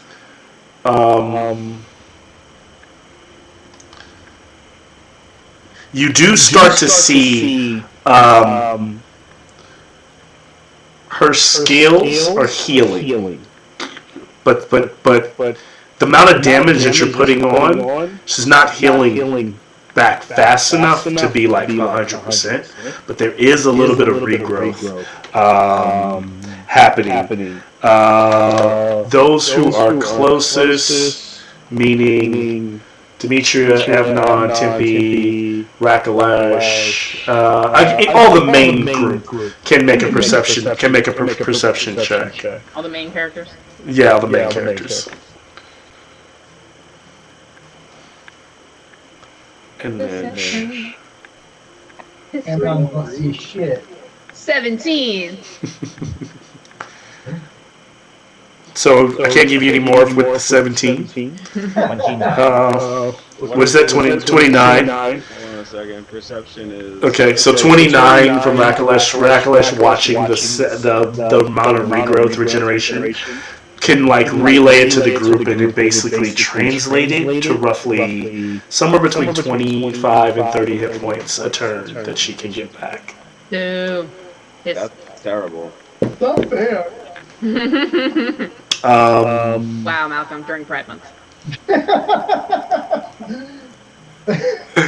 Oh man, I don't even know what to say. I got Pride celebrations tomorrow. I know, like y'all been trying to cancel me for 3 years. And it's like I'm sitting here like, let's see here. What are my regular turn? Not legendaries. Sometimes the character sheet the monster has too many things for my eyes, and I just get lost for a second and try to get to just the regular actions. Okay, so we are going to do. Can't move. She's going to be charmed by our strength and are willing So- really vulnerable, and she's gonna heal us all for 100 hit points. Just 3 attacks. So the first one will be another tail to Demetria. Oh wow, really low. Are these the tails coming after you? 25 to hit Demetria. Hits and yeah, that was a single digit roll.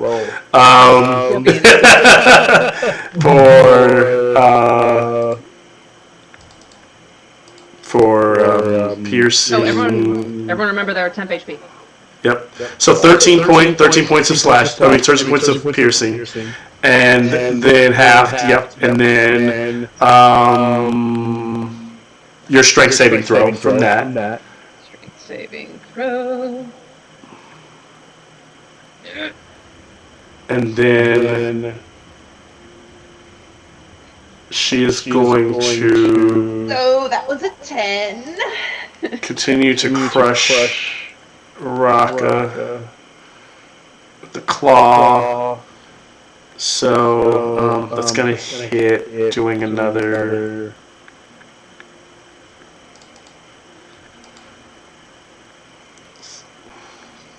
Raka's going to take 18 points of bludgeoning. Halved. Yep. And has to try to escape on her turn. And then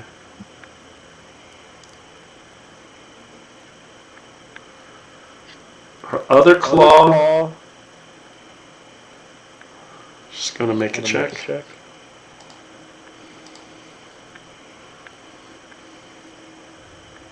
And then another claw, and then another. For 39.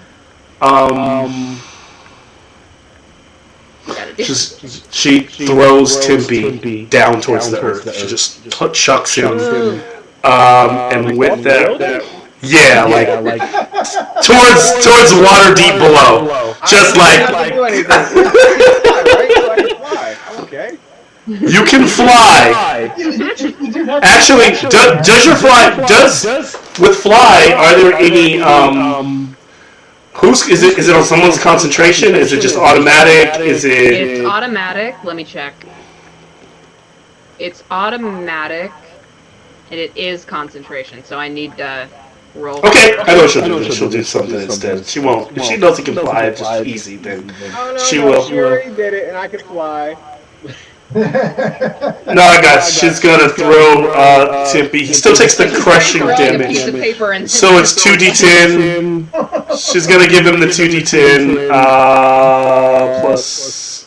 So he'll take from the bludgeoning from her holding him when she reels back. So it's 21. That's half. And then she chucks him fly or not. So he's gonna go If we try into and the throw side something of the static, electricity stuck to you. 10, 20, 30, 40, 50, 60. Then he hits the wall. Silverhand passed the concentration check, by the way. Can I slow myself down with fly so I don't hit the wall? You can give me a dex save. All right. She's just gonna chuck you into the side of the palace, into one of that column right there. She's just throwing him like point blank range into the column. 15 deck save. 15? Plus 3. Plus 3. And Plus- advantage. Dirty 20. Dirty 20? You got? Dirty 20. The advantage didn't do anything. Okay, you take 32 points of bludgeoning damage, and that column shatters. Yeah, and that's. You are free now. You are prone. There. I'm dying. What the fuck? Have you been having the bludgeoning damage? Do I have that? What was the last? You should always have bludgeoning damage, and she fucking did it. Last one was like 32, so 16. She rolled high this time to 28 to break the dragon collar. So No, wait, that doesn't do anything. Never mind. I know if I you got keep something, doing it. if you got something, I will pause. I will. Because I think it's only for attacks. Attacks. Close the shield. Incoming attack. Okay, it's only for attack. Never mind. Okay, so she like finally snaps it, and it doesn't break the actual collar, but it breaks the hold on it. It goes like the chain dissipates into magical energy. The collar disappears from her neck, and it goes, and it kind of like you feel this like rattling energy go running back through the staff, almost like a grappling chain coming back into the kind of pushing you back for a second as you realize she is completely free once again. That ends her turn. And I will move us to who's up next. After Tiamat, it is, if I'm not mistaken, it's Amna. Can we settle Araka first? She's rapping, right? Mm-hmm. Talon.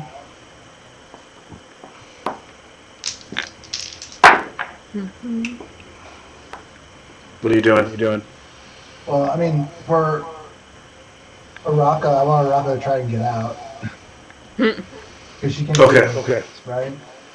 Yeah, so when you're restrained, you can continue to attack at disadvantage. So Araka can continue to just wail on her and do her turn, or she can forfeit her turn to try to break free. So she can still continue to fight. She's just being restrained is just easier for me to attack her. I'm getting advantage on the attack, and she's being held in place. But she's not being robbed of any of her actions because she is still in contact with me. She still can bite, scratch, slash, all that stuff. It is a disadvantage, but yeah. Okay. It's kind of that weird trade-off. Do you trade your whole turn to get out and move away, or do you just double down and try to keep attacking her? That's what she's got to decide what she wants to do. Okay, I'm going. Araka is just gonna keep attacking this turn. Okay. Yeah, that's what she's gonna do.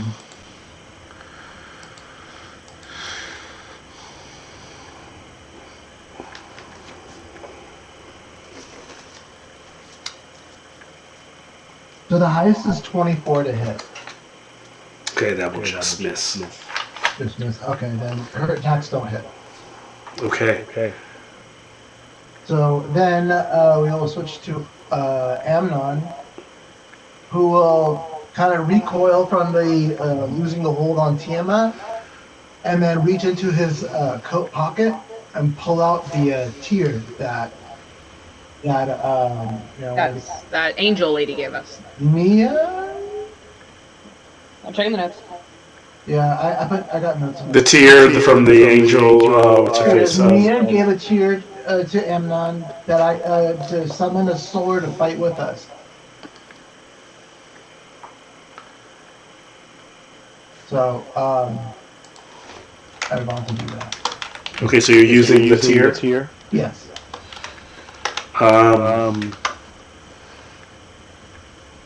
As you do that, Amnon.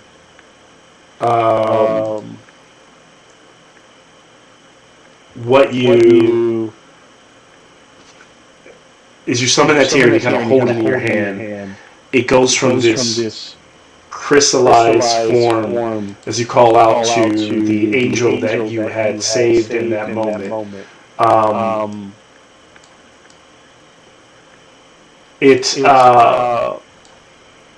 The tear kind of from crystal goes into a solution of liquid. Begins to run through your hands, and then out of the sky, kind of sky's part above you, as that angel or that planeter, she just comes like diving down out of the sky, kind of spinning almost like a dart. And when she opens, she kind of halts herself. Her wings open up almost to create drag and catch her. With the wind against her, Archangel style, the wings began to emit kind of like razor shards that began to pepper against Tiamat's heads. All of them doing kind of slashing, but slashing like fine needles, but also turning into bright bursts of radiant light. Can you roll 6d8s for me? Yep.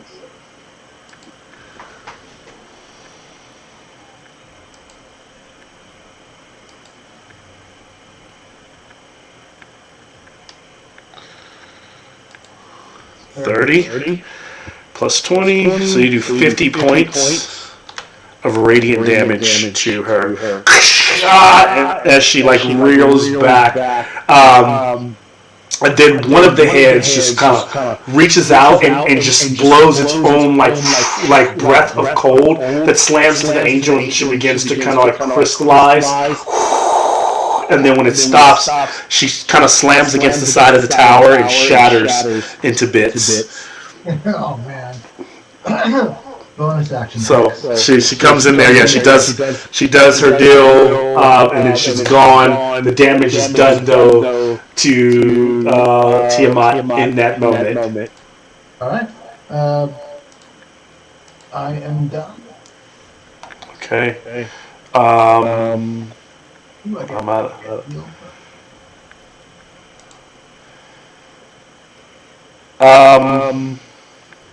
I know we've been playing for a while. I know we're probably going to take a break.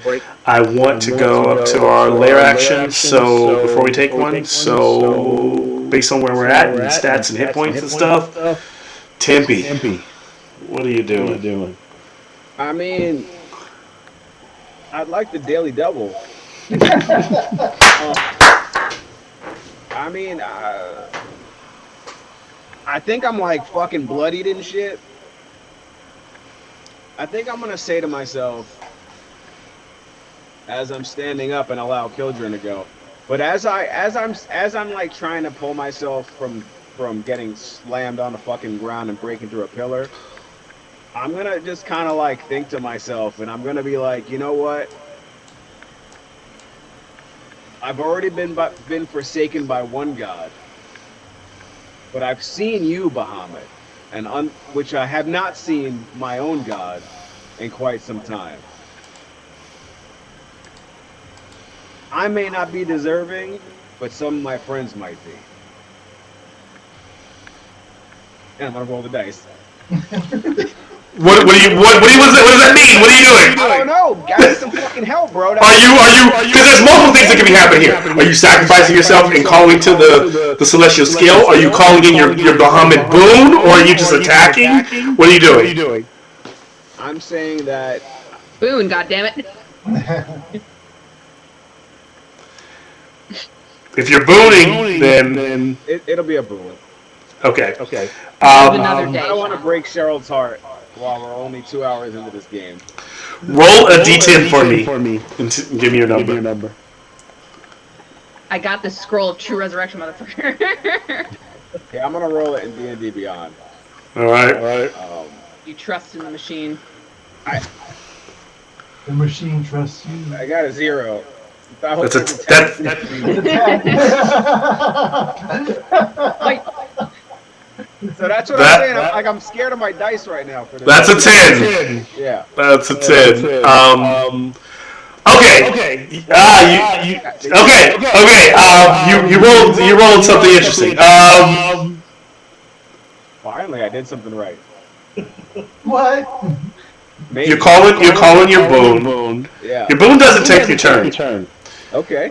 I'm not going to tell you what happens because narratively it makes sense to hold on to this. So, you're calling the Bahamut, you're not hearing nothing. And it makes sense to not hear anything because technically, you all know Bahamut is dead. Like, Bahamut is that little girl in there. parts of him are dead. Yeah, forfeits. And so, take the rest of your Laura's turn. back there snickering. She's like, "Damn, bro, I hear you."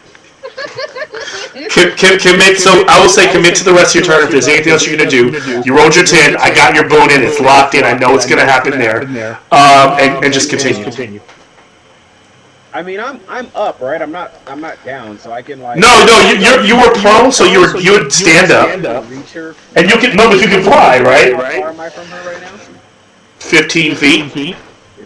So if you're flying back up, you can just fly right back Can into. I fly? Because flying does not take my turn, right? It's just movement. It's movement, yeah. It's part of your movement, and so since you have the 60 feet, you just I'm gonna fly back 15 up. feet to stand up, and I'm gonna make another 4 attacks and go for it. so Yeah, it's more interesting to see before I they're all at read out.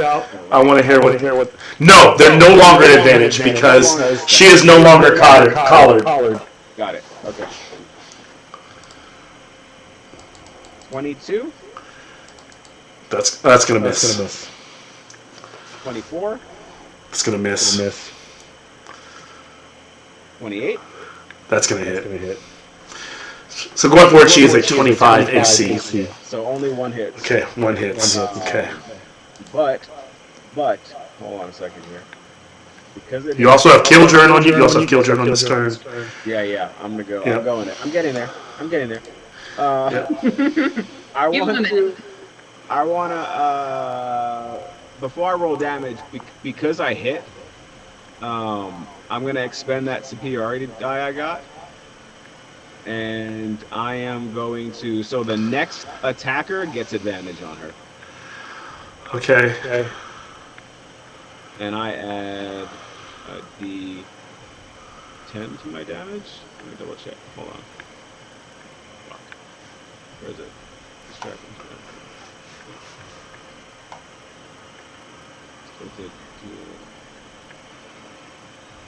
Should put things in a way that makes sense. Alright, so my damage is, so it's a D12 and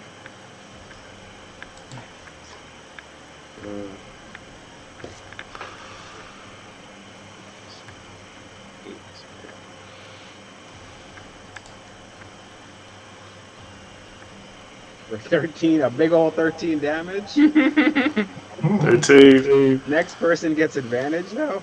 Okay. Can I give it to anybody? Does it have to be Killjourn because he goes next? No, you can give it to whoever you want, but you might want to give it to Killjourn if he's going to go next. But you can give it to whoever you want. I'm gonna give it. I guess I'm gonna give it to Killjourn since he goes next anyway.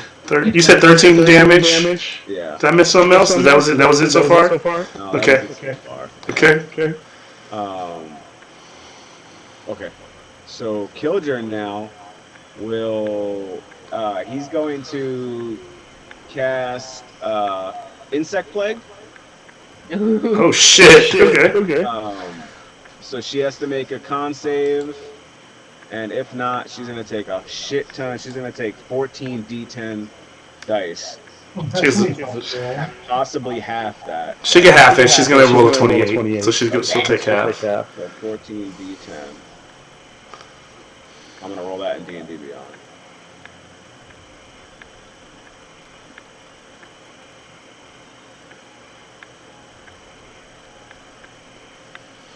What happened? Y'all see that, right? It didn't do nothing. I don't know. What'd you get? I haven't seen you roll anything. Oh, 74. I see. It rolled 74. Ooh. Everybody? What's half of that? She'll take half of that. Still. What's half of 74? I'm not a mathematician, Malcolm. 39. There you go, 39. And that's what kind of damage? I don't know. Insect bites. Fucking Piercing. Piercing. They're Okay. little stingers. They're little stingers. Okay. She starts to kind of her wings start to like beat wildly, slamming into the side of her. Like yeah, her legs, like her. Even this god Tiamat is annoyed by this like the swarm of locusts that you've like just descended upon her. And she's like kind of biting them and like coughing. Some of the heads are spitting them out. All right. If Kildren uses a spell, he gets 2 attacks. That's an action. Attacks, That was his right? action. Melee? That was his action. He's done now. There's no melee after That's what I that. thought. I just want to make sure. Roll for your temporary HP, both of you. Oh, yeah. D6 plus 12. D6 plus 12.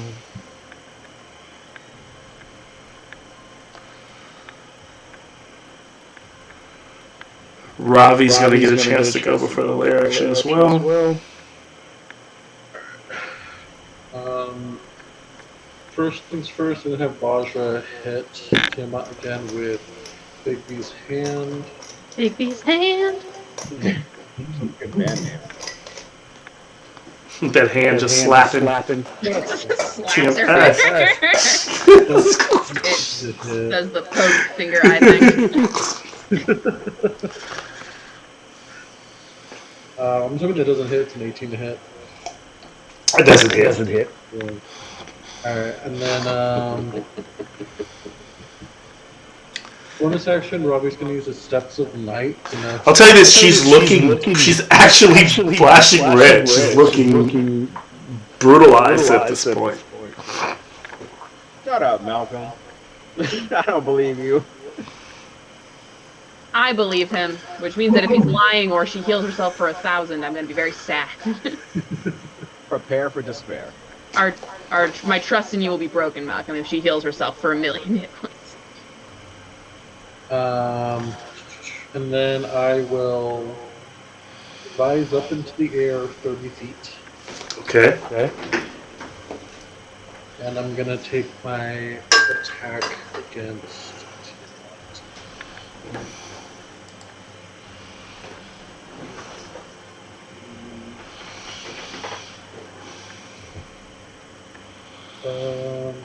Does a 23 hit?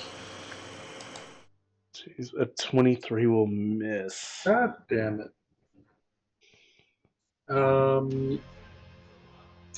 Fun. I'm going to. I was already planning on doing this, and since we haven't said what Tempe's boon is, we're just gonna call out also to Bahamut. Okay. Tempe, can you? So then Ravi will roll a d10 as well. Oh, actually, sorry, because we've already got a 10 on there. Give me a d8.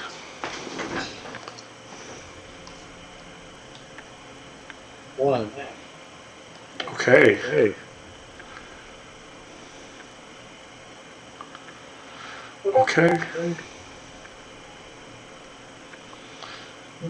And so Tempe rolled the 1. Tempe rolled the 10. Ravi rolled the 1. So, and this ends your turn, right? Ravi, with doing this, you're kind of casting this as your kind of like last hurrah before you move on. Yeah. Okay. Lair action takes place with the 1. what happens is you hear this kind of like horn from below in Waterdeep, and the last few, there's maybe like 5 or 6 of them, metallic dragons sweep in, and a horde of them attack Takhisis and Tiamat. And she begins to kind of like try to bat them away. This sends like Demetra even kind of flying away from them as they all like kind of go into this like they start to kind of cartwheel and like fight like cats with wings in the sky, clawing and slapping each other. But one by one, she throws one brass dragon, a copper dragon away, a silver dragon away, like inserting her dominance. But you can see that through the fight, she is being brutalized as like slashes open up on her skin, revealing that she is not, while in her deityhood, is not forever. She is killable as she bleeds. Alex, roll 3D. Roll. You can do it to D&D Beyond, but you are going to roll 10 D12s for me. Oh.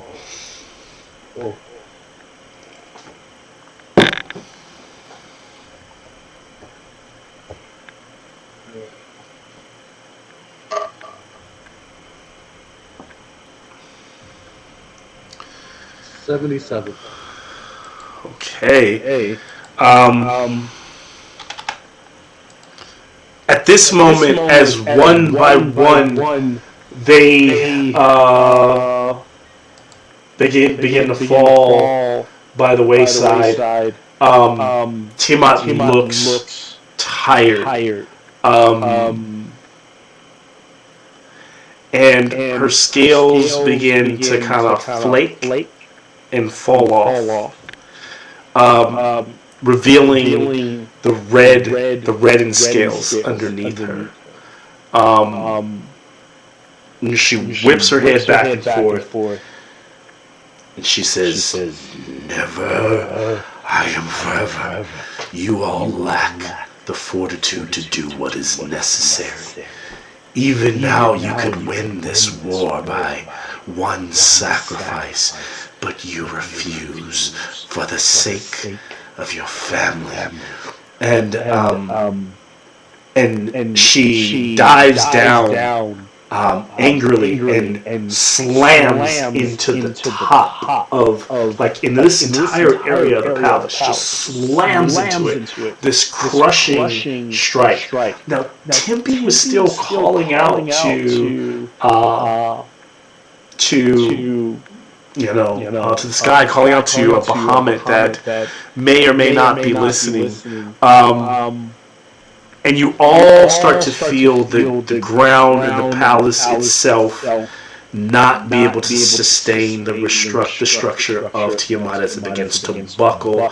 As you're all kind of pushed away, flying or not, this palace is going down. And as you begin to descend, you all have these moments of understanding that the palace will crash, and even before you can do anything about it, the whole thing happens so fast. Tiamat is like a meteor as she slams into the structure. But at the same time, you still feel like there is something on your side. Tempe, when you called out to Bahamut, you heard Lenore respond in a way not like she was Bahamut, but like she was praying alongside you. Roll 15 D12s.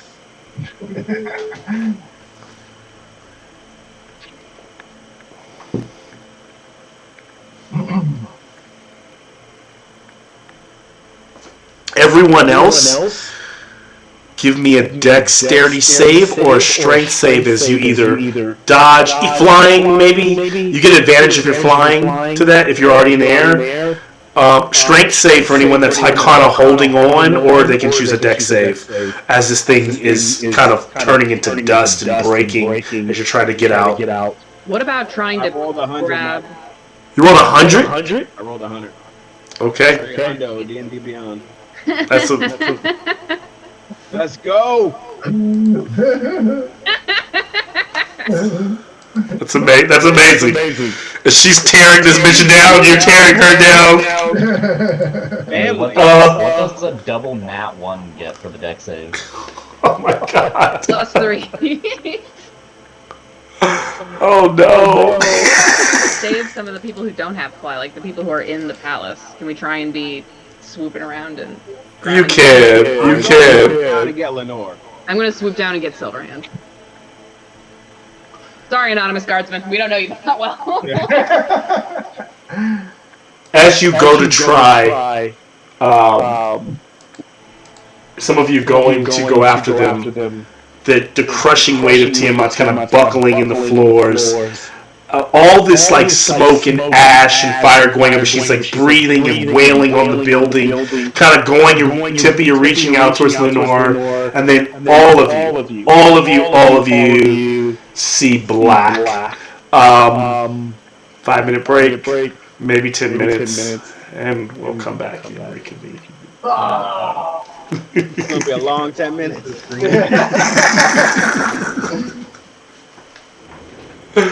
Oh man, it's insane.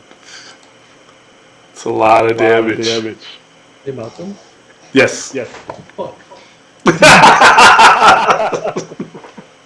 I was waiting for that.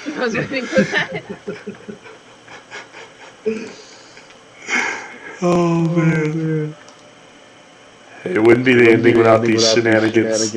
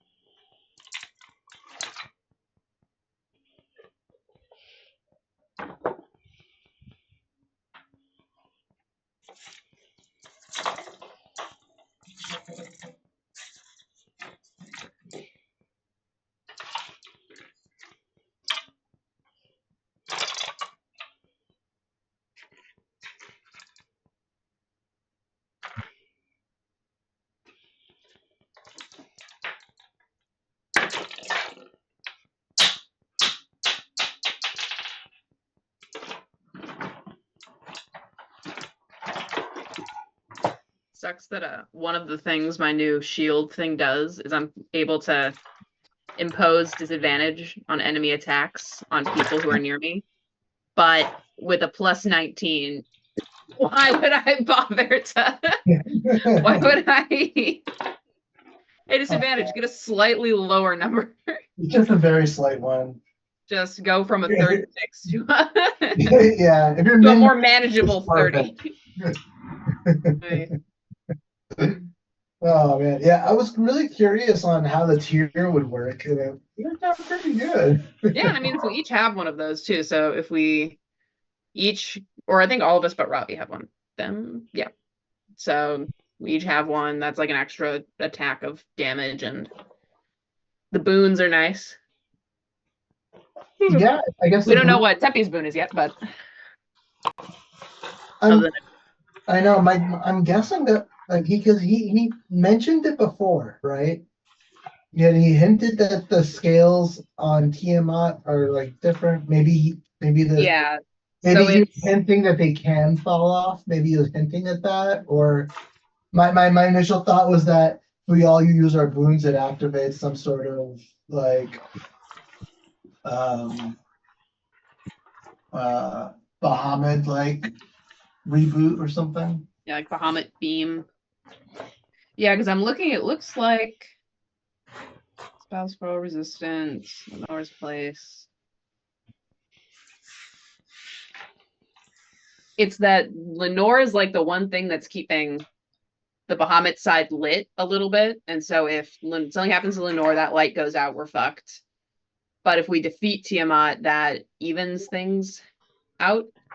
I think I remember that being we can kill her, but it's going to be tougher than if one of us sacrificed ourselves, which we're not doing. None of us are doing really this. taking the harder route here from. For friendship and family, we are taking the harder route. That's right.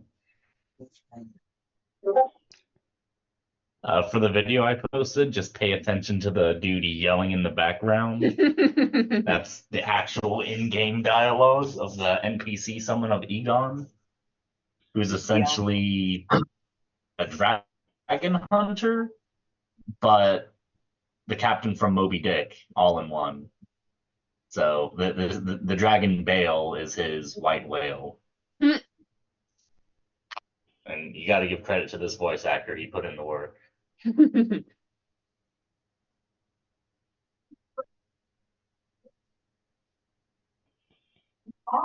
hereby your will move. Oh, move like yours, my God, your fears.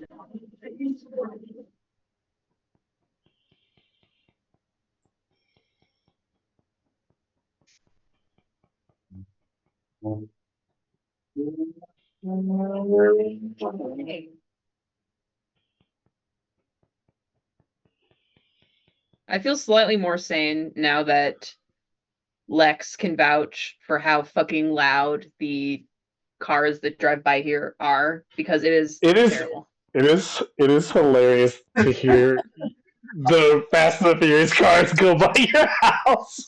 Our next door neighbor has a motorcycle, and I don't know why, but he has to leave it on for 10 minutes before he drives away. He has to go to work like at 4 a.m. No one who has to go to work at a reasonable time has a quiet car. You're like a heartfelt like role playing, and it'll be like, wow. Cut you out. And it's always like the fart can like Civic that goes by your window. It's like, wow.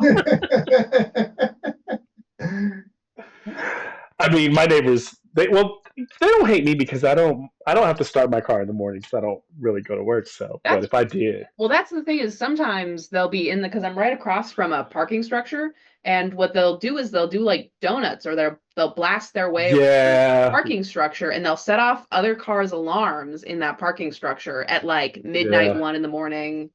It's annoying. It's ridiculous. So stupid.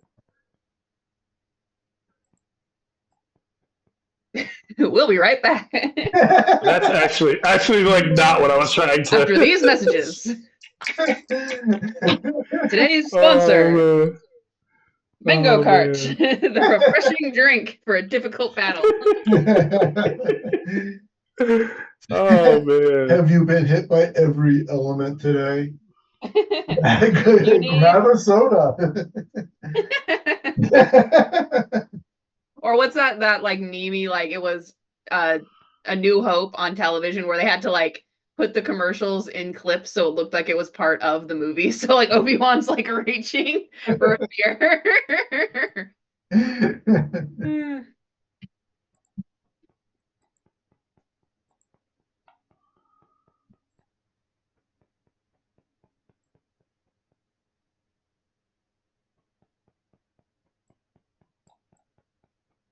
Mm. Well, Well, hey, hey, hey. There we go. Hey, this game is really throwing off my fitness goals tonight. How's your heart rate going? Between the Hennessy and Oreo cookies that I just shoved in my gullet. You are an athlete, sir. Yeah, Hey, hard liquor is calorie free. that's true. Which is why I'm ruining my gym life by drinking beer. Yeah, I didn't want to do beer because I have to drink quite a bit of beer these days, unfortunately. It sucks that I remember I had such a it's like I tell myself like you can't do this every day because one, I have like a dissertation to be writing. I'm supposed to be working on that, so I can't. But last summer, I had like a really awesome day where it was basically just me day drinking beer, like at 90 degrees in my apartment. I'm just drinking beer, marathoning Clone Wars, and it was like a Nice. great summer Sounds afternoon. amazing. Breeze comes through the window Sounds every once in a awesome. while. And I want to do that, but I'm like, nah, you have to work this summer. I can go for one of those. I got boxing tomorrow night, so I'll just work extra hard. Yeah, there you go. I love that Sean, the personal trainer guy that I was, what's the verb for seeing a personal trainer? The personal trainer who was training me at the gym, the like area for personal training has some of those weighted thingamajigs that Mace? yeah. Oh, nice. And I remember like I was like, I didn't know what it was, and I asked you, and then you told me, and I told him, and now for like the past couple of or like the last couple of times I saw him whenever we were in that room, he was like, oh yeah, and then I told so and so what you told me about those things. Yeah, dude, I love the mace, man. The gym I don't think anyone in the gym uses them because they're in like the F45 section. Yeah. But the F45, I've never been back there and seen one of the screens have like a mace exercise going. It's really weird. It's a bunch of weird exercises. I actually, my boxing coach doesn't want me to do them. I haven't No? used them in a couple of weeks. Why not? What's like the reasoning? It's counterintuitive to like lifting weights in that manner is counterintuitive to like boxing fitness. Like Interesting. boxing fitness is a lot of like lightweight, super high repetition. Whereas like, so you can't do like the normal like weightlifting deadlifts or like pull-ups. I mean, you can do pull-ups and stuff, but you can't do like he doesn't want you to like get bulky and stuff. And I'm fat as it is, so like if I work out, I get bulky. That's just how it works for me. You know, I can build muscle fast, and he doesn't want that to happen because I get super slow. And you need to maintain flexibility and Yeah, like any sort of weapon exercising really build your shoulders and your traps so you can't move your neck as much. And in boxing, you need to be able to quickly dodge with just On your a head. swivel. yeah. Plus, I realized the mace exercises, what he explained to me, are actually, as much as they are good for you overall, they're hard on your joints. And I'm an old man. So like if you're swinging a mace around, like, because I don't have to do that work. If I had to do that work, though, that would be great. If I was like digging ditches or something, like sure, a mace workout would be fantastic. But like I'm not doing that, so it's counterintuitive to my boxing, which kind of sucks because I think the mace workouts are super fun. I really enjoy I would have fun kind of jokingly swinging them around. Some of them are too heavy. Some of them were so heavy I couldn't do like an overhead swing. Well, you get used to it too, right? Like that's the thing. So like they're all heavy at first. That Mace 360s are just awkward to do to begin with. Even with lighter weight, they're awkward to do. But like when you get good at them, you can move heavy weight. Even if you might not be able to lift that weight, but you can 360 it pretty easily, you know, because you can balance and I don't know. I like lifting heavy weight, but I got yelled at, so I was in the gym too. I was there. I was like, hey, can I just come and work out while you guys like you're doing classes? He's like, yeah. So I'm like deadlifting, benching, and all that stuff. He's like, what are you doing? And I'm like, I'm working out. He goes, no, no, no, no, no. So he had me doing all this, dude. They do weird shit like boxing specific workouts are really weird, and I didn't know. It's basically like hit workouts. Okay. So you're And I have doing a lot of cardio. Yeah. Hopping it's like around. video with weights. It's awful. Yeah. It's really bad. It's not fun at all. He says doing it. Yeah, I do not recommend it. But I'm down like 35 pounds. I don't know. It works.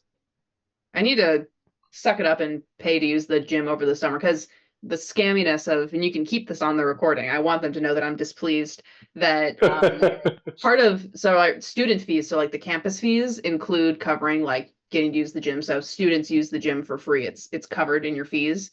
And I'm technically during the year, I'm a student, so I get free gym access. But over the summer, I'm an employee, but not a student. And employees have to pay to use the gym. So I need to pay like an extra some much dollars to use the gym during the summer, even though I'm still doing school work. I'm still doing my dissertation, but it's not like budgeted into my program for me to be taking classes over summer. I wonder why that is. The gym is owned by the school, right? Yeah, I don't know. It's weird if they charge employees to use the gym. Yeah, it's exactly. Simply tell them you're still a student. Yeah. They scan your ID, and so right now my ID says I'm not. I am. Lame. My wife used to be an employee of UCLA, and she had to pay for parking.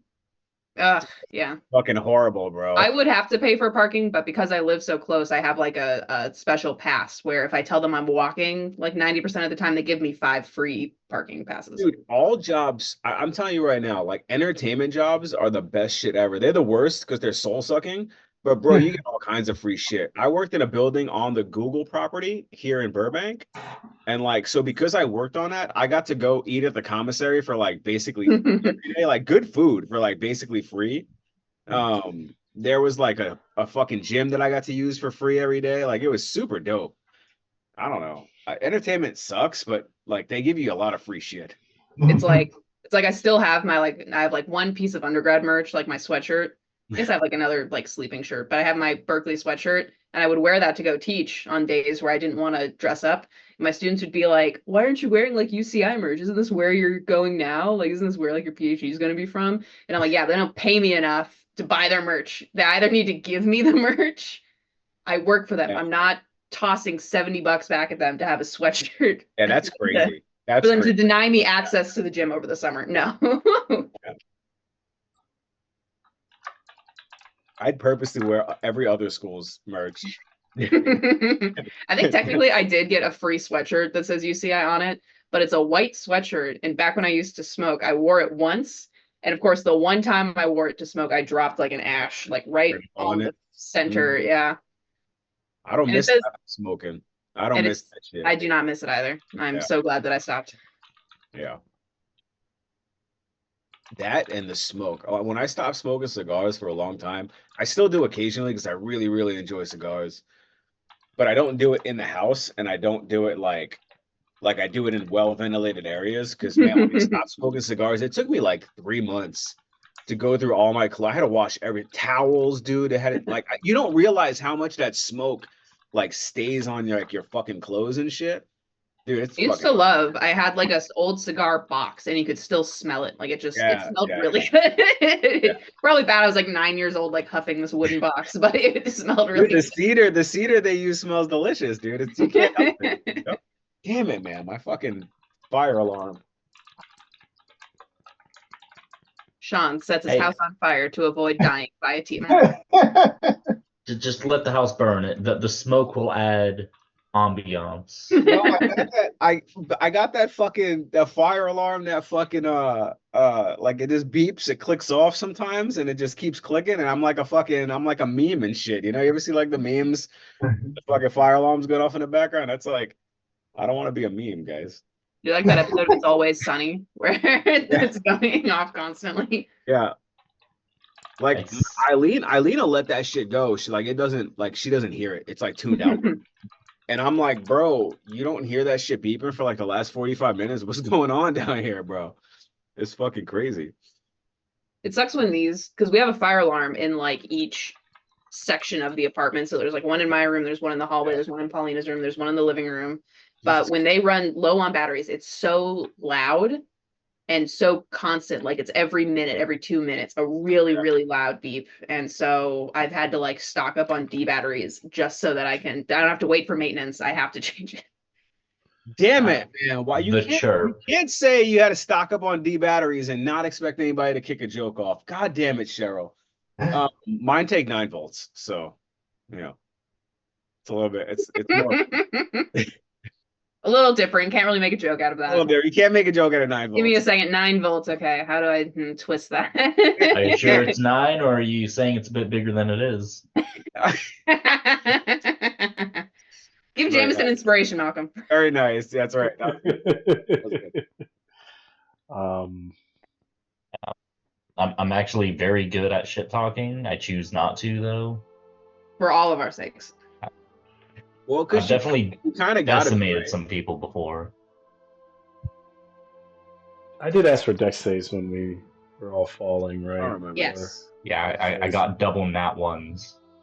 Okay, so you would have taken 24 points of damage, or half if anyone who passed with a nat 20 would have taken nothing. Not a nat 20, but Okay. 22, 21. Okay, so then 12 points of bludgeoning from the Half. collapse, and that Oh, yeah, half. we did this already. So if you, as long as you did that, make sure you got that. Now I want, once you go through that, I'd like everyone to give me a perception check. Wait, sorry, how much was the damage if we passed? It would have been, if you passed, it was only 12 bludgeoning. And then if you were next to Demetria, within 30 feet of Demetria, it was halved, right? Yep. Yeah. So 6. Beautiful. I got a 24 perception. 15. 23. I want to perceive. 9. Damn it. 9. 23. So 23 for Rakalesh. 15 for who? Me Him. Okay, 15 for. having a beautiful, beautiful -1 wisdom means my perception is not good. Oh God, where is my? Oh my God, I'm terrified. You're terrifying.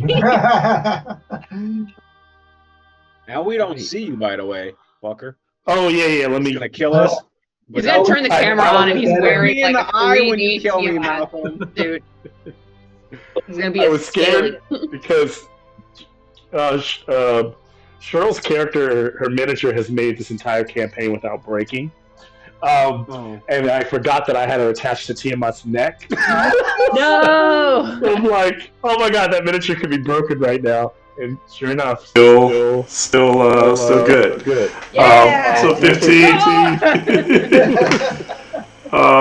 Fucking go. Robbie doesn't need to make this check.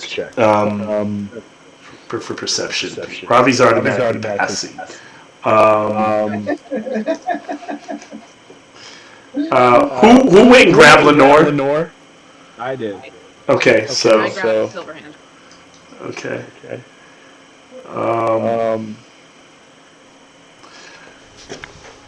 When you come to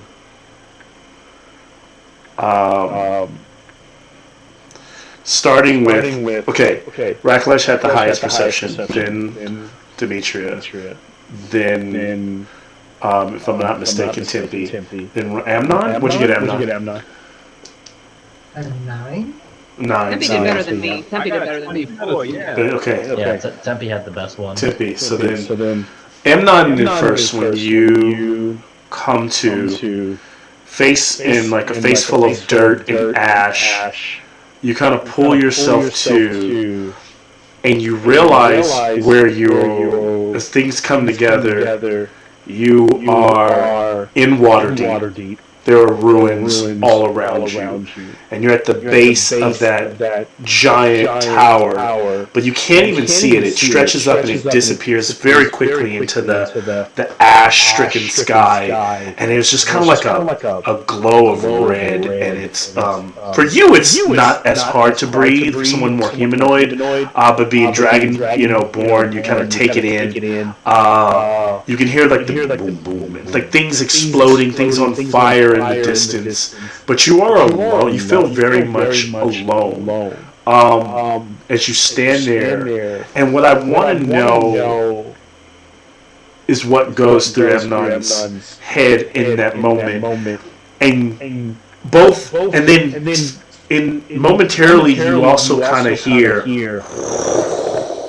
like something every now and then wheels low in the sky, and you know it, the way the ground rumbles under you, that Tiamat is above, but above that blanket, just kind of looming, flying back and forth.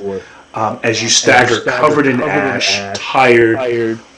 Anything you add to that before we move to someone else, but like what you're thinking as you walk through the cobblestone ruined streets of your city, Waterdeep. In this state. Right now, I'm just looking for the team. Like, I'm looking for Demetria, Tempe, I'm looking for Recklesh. I'm looking for everybody right now. In a panic, I'm looking for Araka, just to make sure that we can regroup before we go back up. Are you calling out to them? Yes. Okay.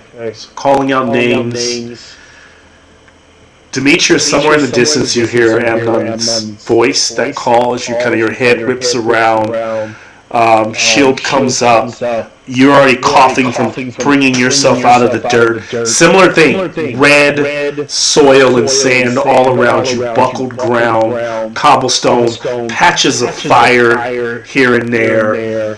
This was once your city as well, and it is, it is in ashes under this evil queen. What are you doing? You can hear him in the distance calling to you. I'll shout back for Amnon and call out and look around and try and see Tempe, Lenore, Ravi, Rakalesh. If Silverhands is by my side, help her stand up and try and get closer to Amnon's voice while also shouting for everyone else. As you all begin to work your way towards each other through like I said, you can hardly see 10 feet in front of you. Tempe, you come to, you were holding Lenore, kind of cradling her to your chest, protecting her with your very being, as you lift up and push like a heavy slab of like wood and rock off your back, and stand up, your face completely gray and ash.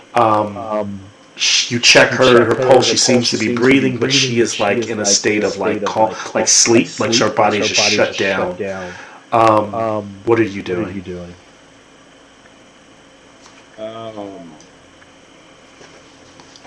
I'm just looking for everybody else. I pick her up. I'm dusting her off. Do I see it? Do I see Demetria or? You start to. You hear the voices. You hear Demetria call, and then you hear Amnon call, and then you start to know the direction of the voices. I'll start following that. I'll pick Lenora and start heading in the direction I hear the voices. A hand claw clutches your shoulders. You turn, and it's Rakalesh, who's already up. Rakalesh, you've already kind of shaken off the dust. You're already like sniffing and smelling and locating your friends. Is there anything that you say or do in this moment as you located Tempe? I would try to sniff out whoever's closest and then point towards them. Okay.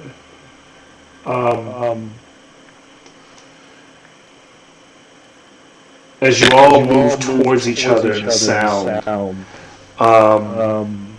where it was kind of our lost,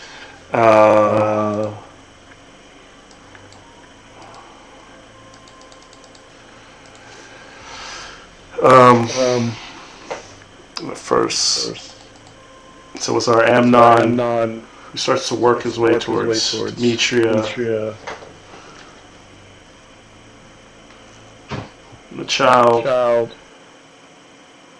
Strangely, even though Demetria, you went for Lady Silverhands, and there is no Lady Silverhands. She's not near you. She's not around you.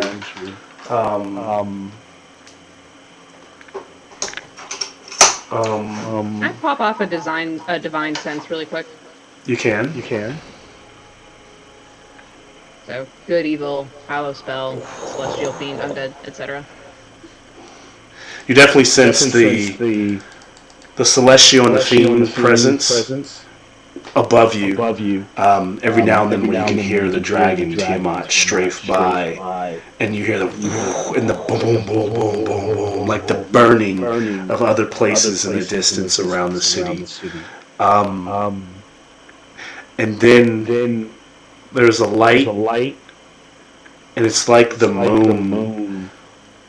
It's almost like the clouds part for a moment, and you can see the moon in the sky, but that moonbeam is shooting down directly in front of you, and what it's lighting is a very dilapidated. Half the house is like shorn off.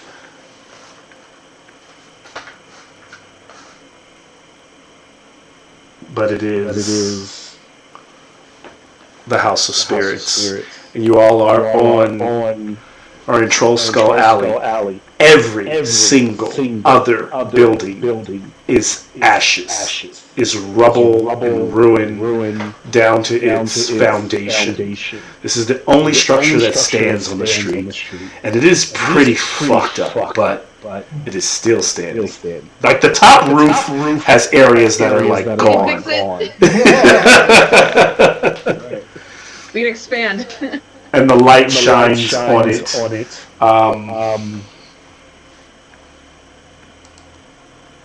What do you all do? I'll turn it over to you all. Where's Ravi's not with us? Ravi is not with you at the moment. But the house shines with that like ethereal glow Salune over it. And you can and the wafting smell of food is coming from inside. Oh, wait a minute.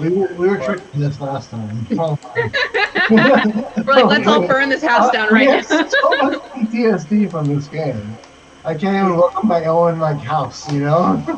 Now, Demetria is going to give Amnon's arm a squeeze and kind of give Tempe and Lenore a one-armed hug and nod at Rockcliffe, and she's gonna make her way into the house. Yeah, we're going there. As you go inside, the tap room is open, and there is the places are set on a very wide table that accompanies a space for all of you. And out of the someone is cooking in the kitchen. And we all know who it is. And Ravi, you went to great lengths to make this happen. And though you are there, you can kind of see, he can kind of see Ravi's silhouette from the kitchen kind of in this space, making this moment possible. For as small and as short as it can be, Lif, the spirit of the elf, floats out of the kitchen with a fine wine, uncorking it, and floats over to this table that's set with these delicate. I'll allow Ravi to tell us what it's set with, and kind of go in there. But Lif starts with a kind of a clean white towel or cloth over one arm, shows you the fine wine. For the occasion, a da-da-da-da-year Dragon Crush. And then he begins to pour the wine. There's not much time for a full-on feast, but I figured I'd at least pour your wine. I'm sorry if the last time you came, I wasn't here. I had gone on to spend some time with Ravi and Salune. You even notice I'm speaking. He gave me my voice back. Robbie, why don't you take over and tell me what else happens here? This is a moment stretched. It's not an hour. It might feel like one. At most, they have 15 minutes. I'll turn it over to the group.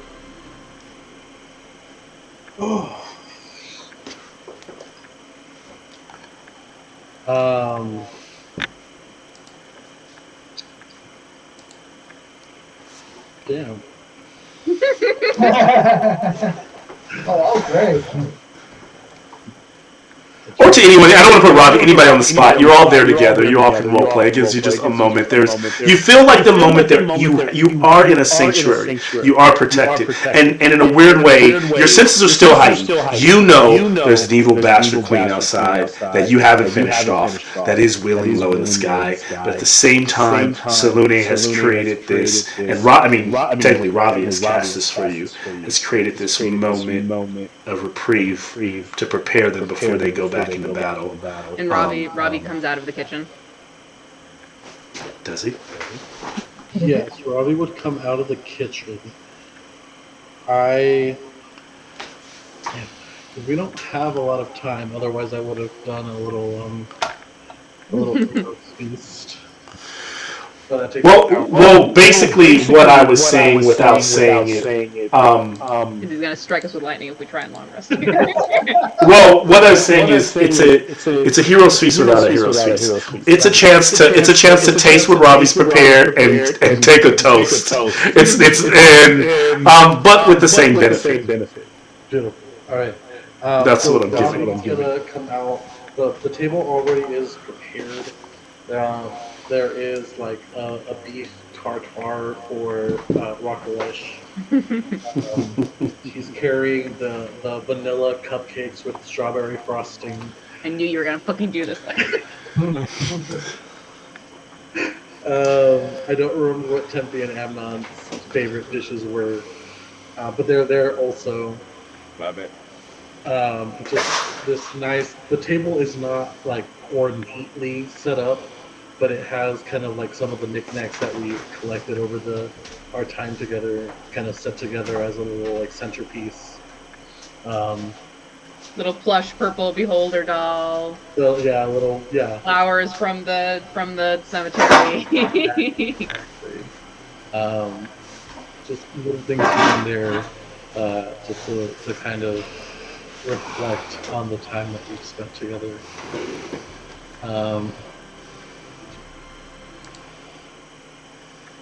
Like, he beckons you all to come and take a seat and just, take a second for yourselves. Because before Ravi was like ghostly, is Ravi still ghostly, or is this like corporeal Ravi? I will say in this space, Ravi doesn't seem ghostly. He seems incorporeal. Demetria. But you have a feeling the minute you step out to go fight, Takesis, he will be Then ghostly. Demetria ignores her customary chair, goes around, takes whatever Ravi is holding out of his hands, puts it on the table, and then just wraps him in a big hug. Ravi just kind of giggles a little bit as he has just waited so long to be able to, feel a hug from you again. And you just kind of feel like his body had tensed as you hug him, but he just slowly relaxes, and then he just hugs you back. He just says, "I've missed you guys so much." We missed you too, kid. And he just doesn't let go for like a good second. He just holds. And then Demetria lets him go a little bit, and then she looks him in the eye and she says, I've got that. I mean, I know that you know because you... But I would have used that scroll for you, right? No, but I couldn't do that. And then one more quick hug. and then going to go sit down and immediately pull the plate of cupcakes over. And then he'll look over to Tempe and Lenore and like just rush over to them and just give them both a hug. Tempe instantly cries, but he's also really stoic because he knows that, you know, this is very short-lived. That's life. It's short-lived. Eternity is always going to be longer.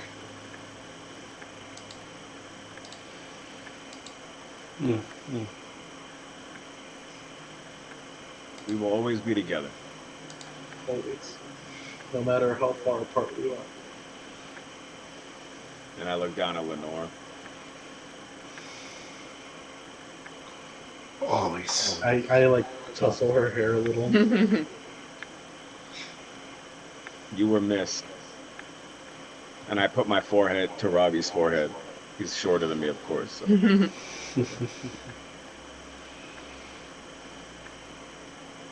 After this is all over, I hope one day we can run through the woods again like we used to. I believe we will. I know we will. And then he'll like kind of wipe the tears off, and then he'll kind of usher you guys down over to the table.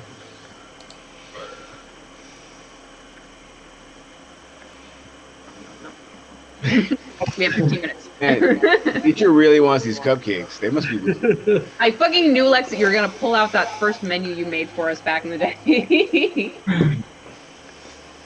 Oh god. Lex, So you're cured of any diseases, any immune. You're immune to poison, frightened. You're already immune to frightened. Yo, Hit point. we get all our hit points back. No, you don't. What you do get is this is not a full short rest, but I will allow you to spend up to half the hit dice you have left. So it's like a half short rest. So you can spend up to half your hit dice in this short rest, and you get 2d10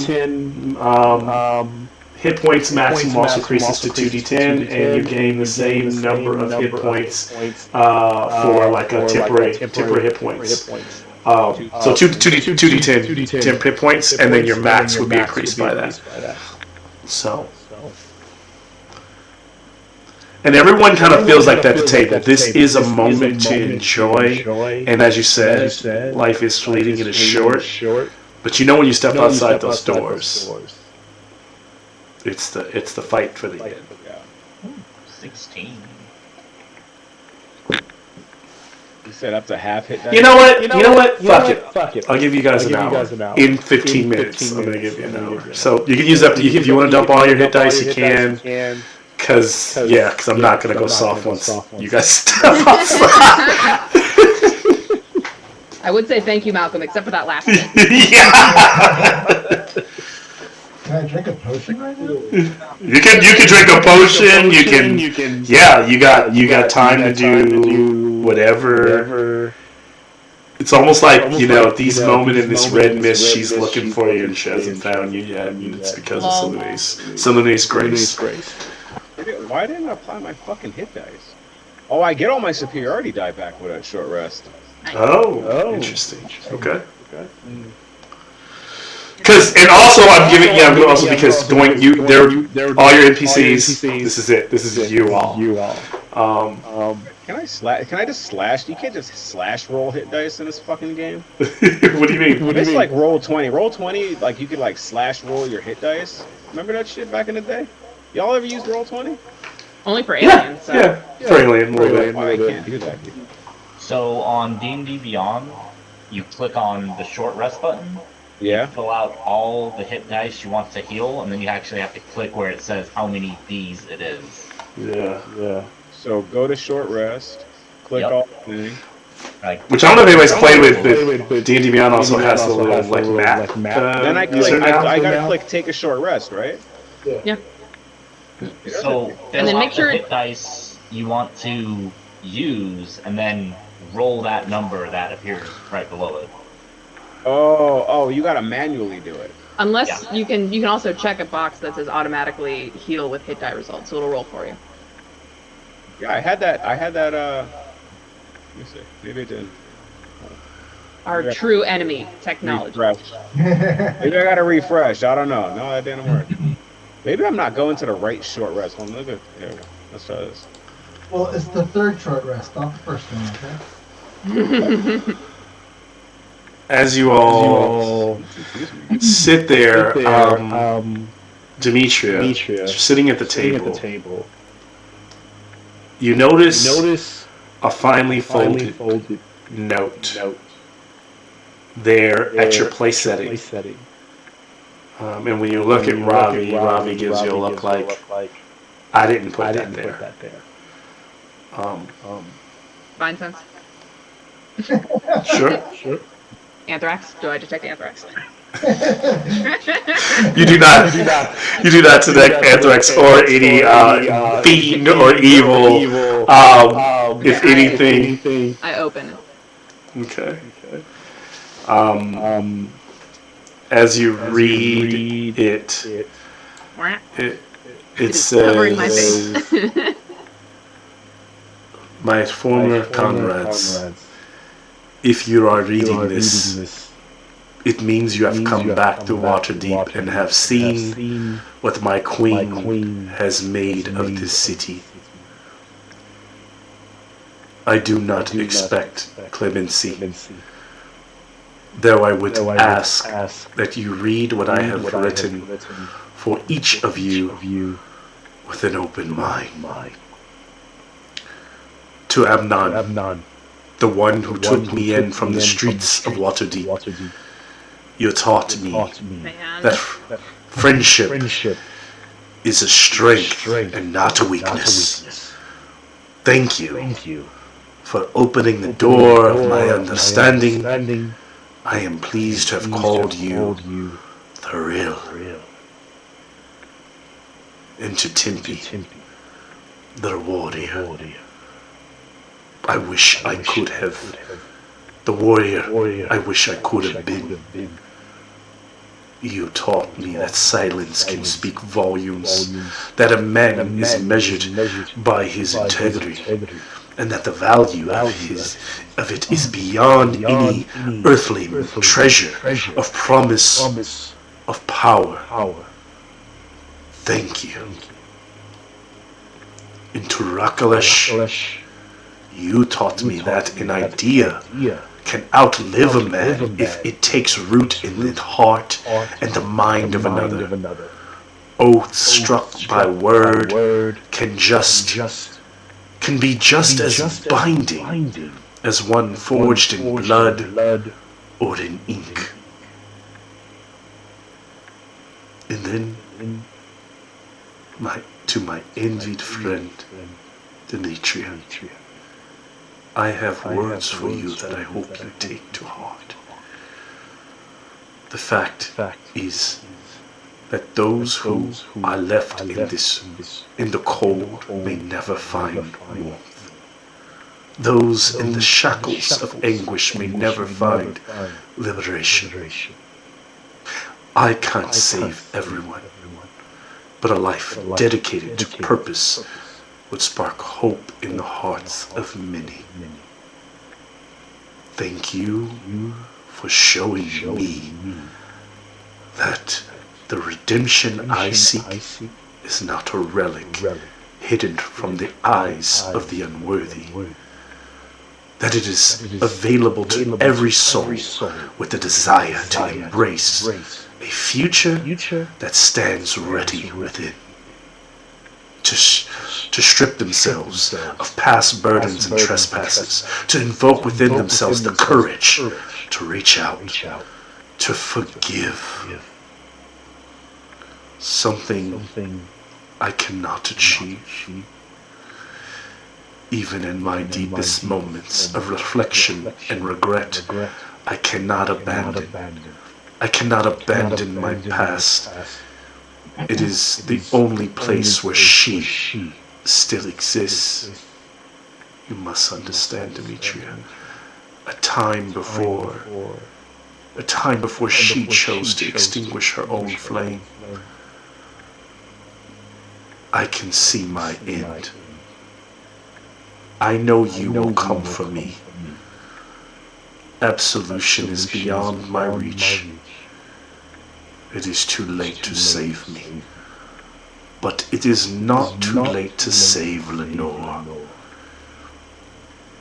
If I could live this life over again, given one more chance to let the cards fall, I would have placed my bet with the left hand. And it is signed, your friend, Eldricon Drakenfrost. And that was from your friend, Eldricon. God damn it.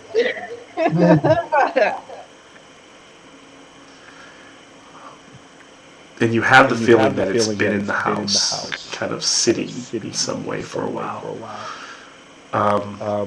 You pass it around, everyone gets a chance to kind of read it in those same words as they ring true. Your heart's settled that you know, and it kind of speaks to that. Eldricon was on your side at the end and did lead you, left you the deck of many things, which you still have. Allowed you to move through the palace and get to this point.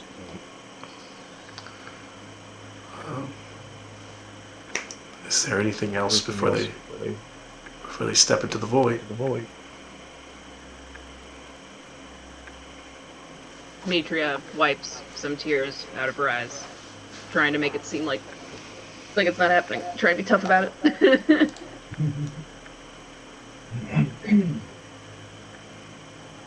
Amnon gives her a little squeeze.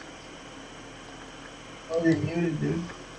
Malcolm, can you put that somewhere so I can read it? Because I had a hard time hearing. Yes, I will post it after. It's quite a bit, but I will post it in post game in our Discord for everyone. Did you write that, or did Travis write it? Travis wrote that. Fucking Travis. Travis wrote that. Yeah, well, I would write that. I fucking love you, bro. Yeah, I would write that on Travis Travis. reaching from through the mist to grab a hold of him. And I've been waiting to. I'll have to tell him. You can all reach out to him and let him know this episode has finally come. But that was written for a while ago. A while ago, like before his final actual. Yeah. Because I was thinking about how it all went down with Eldricon and how Demetria still wishes that she could have saved him. This motherfucker played such a long game. Man. Demetria, as everyone's kind of going around and reading their sections of the letter, Demetria sits there in her customary seat in the left hand or in the House of Spirits, and she remembers the first fight with Cyan Wrath, where she was asked again, "Are you worthy?" And she thinks that her answer should have been no at the time. And she thinks about how Eldricon doesn't think that he has a redemption waiting for him, but the part that he played in saving the material plane and saving Waterdeep, and even just his presence was a comfort to Demetria while he was here with us. And so there's like a shift in Demetria's heart where now she kind of, the rage and the anger against Tiamat is kind of fading, where now she recognizes that Tiamat is trapped in herself. She's trapped in playing this role, and she's trapped in the way she sees the world, and she just spreads that, and she traps people in her web, and she traps them in her service, and Tiamat will never be able to know what it's like to change, and Tiamat will never know what it's like to inspire other people to change and do better. And so I think Demetra feels a little sorry for Tiamat in this moment.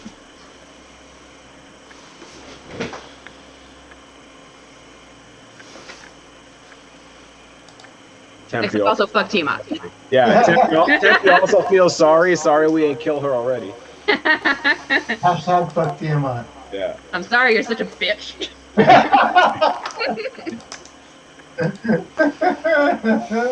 You can take the girl out of the prison, but you can't take the prison out of the girl. Nice.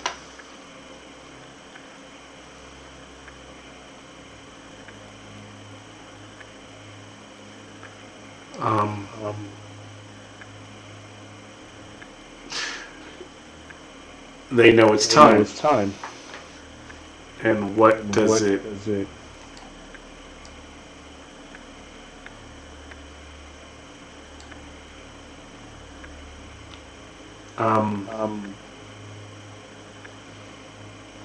How do they step into the beyond? How do they prepare for the fight to come? Is there anything? How do they? What if you all were kind of telling me what the scene looks like before they go out? Because they're kind of on their own terms, right? You know, before we open this episode and they're just on this ship, you know, just ready to go, whatever's happening. But this is their chance to say, this is how we do it. Is there any conversation? Is it just kind of they just look at each other and get up and go?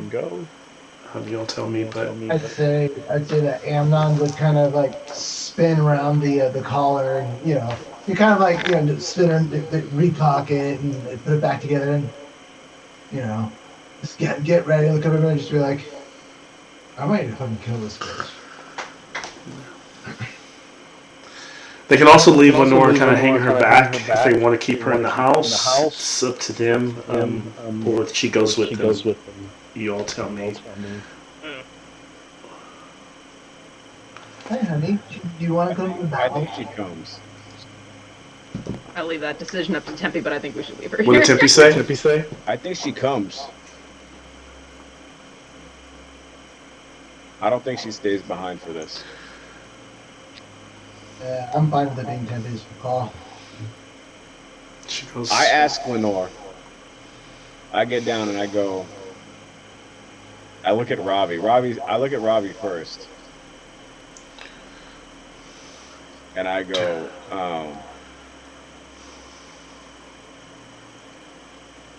you know what going means, don't you?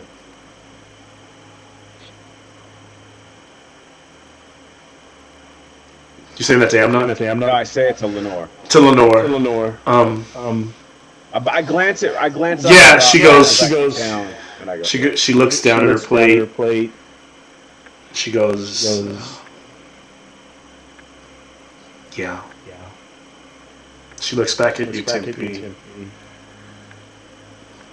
Just remember. Sometimes you look at me. I'm just Lenore. I'm not Bahamut. And you can tell that she's doubting herself and doesn't feel like she is prepared at all for this. But she says, I'm going. I tell her,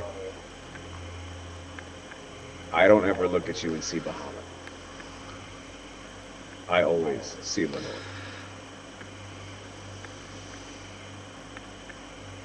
Don't be scared.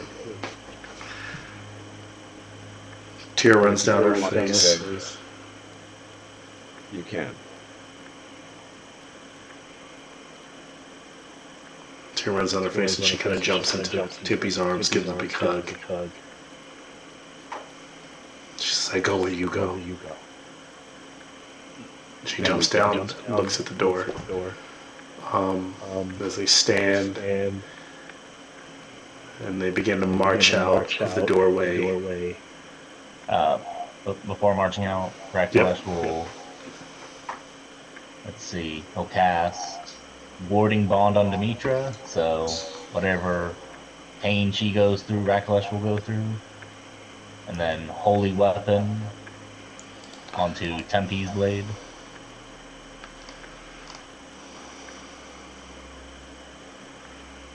Beautiful. So Demetrius gonna have a nice bloody handprint somewhere. And then Raklish's blood on Tempe's blade.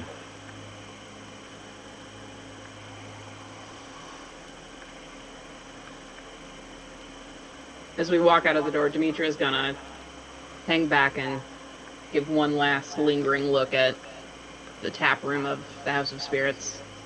Don't know if she's gonna see it again, but it's a nice last thing to get to see before this.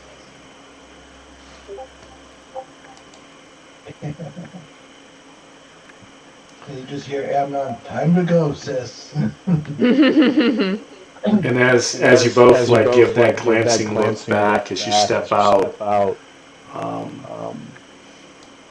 as the light kind of the moonlight, the clouds envelop the moon, that beam that was Git lifts, and the charm that was there, it's still there. You still feel it, but you get to see that it's just a dilapidated tap room. That fancy feast is gone. It kind of washes with the light, and it's now just a mansion haunted with memories. And you turn and you look out into the red mist ahead of you, and you all begin to walk.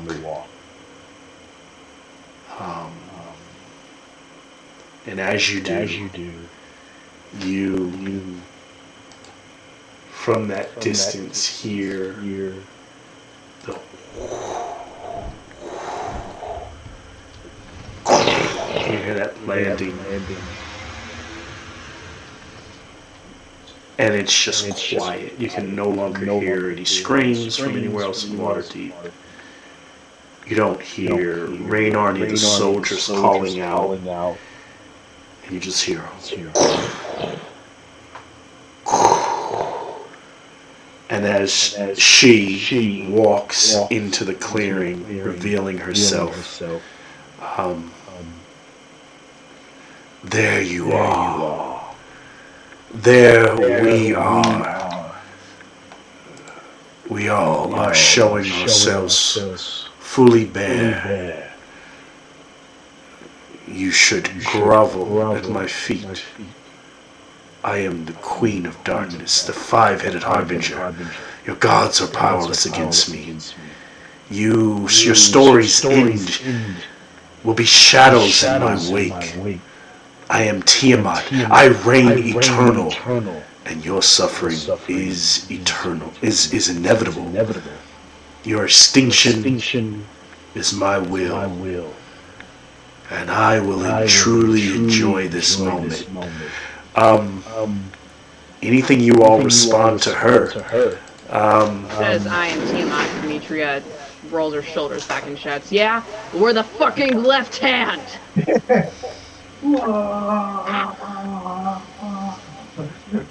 then we all flip her off. With our left hands. Left hand! And as you all flipping her off, Back to her normal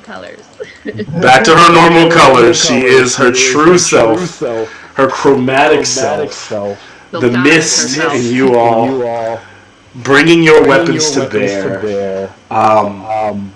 Her hands reach back, you all roar, she roars. Crash to black, and we'll finish this in 2 weeks. I'm so fucking glad you did that, Malcolm. Seriously, I was sitting here and I was like, remember, this was supposed to be a 6 hour. It's supposed to be a 2 hour. It's supposed to be a 6 hour game. No. I'm not gonna rush you. Work the same way. I'm so fucking glad. Yeah. So move the last game. We'll push this after 4th of July. Unless you all want to play next Wednesday. If you think we can play next Wednesday. If you want to, let me know. Otherwise, then I'll move it. We'll do another. It'll probably be I actually am on vacation the week that we would play again. Then I won't say anything about also having plans that following Wednesday. It's all Malcolm. Sorry. Yeah. I have to see it. But it's coming. This is. It should be a slow. I'm okay with it being a slow burn as long as you all are. We're back. We're not going to extend it any further than we need to. So whenever we all fall on that next week. But yeah, and what I didn't describe also is that you notice that she's like puffing at her chest. And kind of like you've ever seen like Godzilla when he like lights up. Like she's clearly like restoring. She's restoring some hit points. But this is this. Good on you all. Kudos on surviving. She's nasty. I mean, I can tell you were actually scared because you allowed us to have the full short. Yeah. I was like, give them the full. Because I'm taking the NPCs away, and I'm like, did like I am brand fucking new. Yeah, I'm almost. Besides, I don't get spell Like slots. I'm like Fast and the Furious 1 Vin Diesel. Got 1/5. 1/4, still 3 3s, 2 2s, 3 1s, and I still got that 1 9th level. Yeah, I was a little scared because one of her abilities, I didn't roll it, but one of her first layer actions was that she would summon D4 plus 2 planetars, which are the equivalent of like five angels. And I was like, this could get really nasty. But she. On Vajra, I had her. Because she had what was a fucking lightning bolt, I think, or something like that. Lightning bolt's a great spell. Yeah. And I was like using that in case any like little minions showed up. So we have real Tiamat now. Now that metallic Tiamat is a pain because she's so reflective.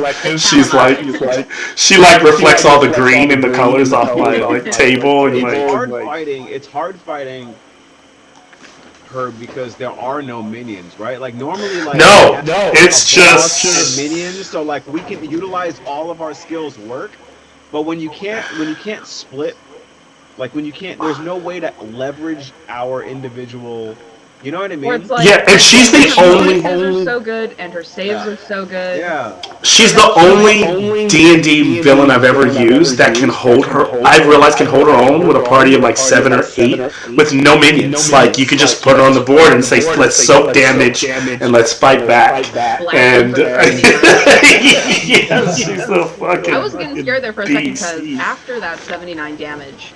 I was down to 60 and then I was down to 50 because whenever I would get hit, it would take out my like temp HP and then kind of chip to the point where I was like, if she breath weapons us again, I'm down. And I didn't have death ward. It was above table, so you're prepared. Basically, she's gone into. So we have like when you have legendary actions. Sometimes creatures go. Theros introduced this thing called mythical actions.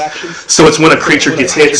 Mythic actions. It's when a creature gets so low that they kind of like jump back up and then go into like overheat mode. So she's in her mythic stage. So now.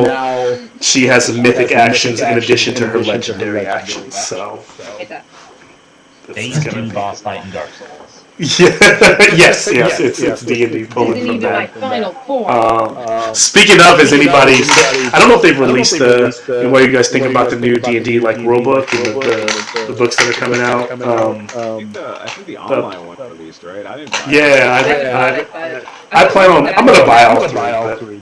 I saw that they included like a sample table like conversation, like a sample round of combat with everyone talking. That's like okay. I thought that was a good idea actually. Yeah, it's usually good. It's like the handbooks are good as long as you also have like everyone knows that one of the things that helps you play a board game for the first time is having someone explain the rules who's played it before.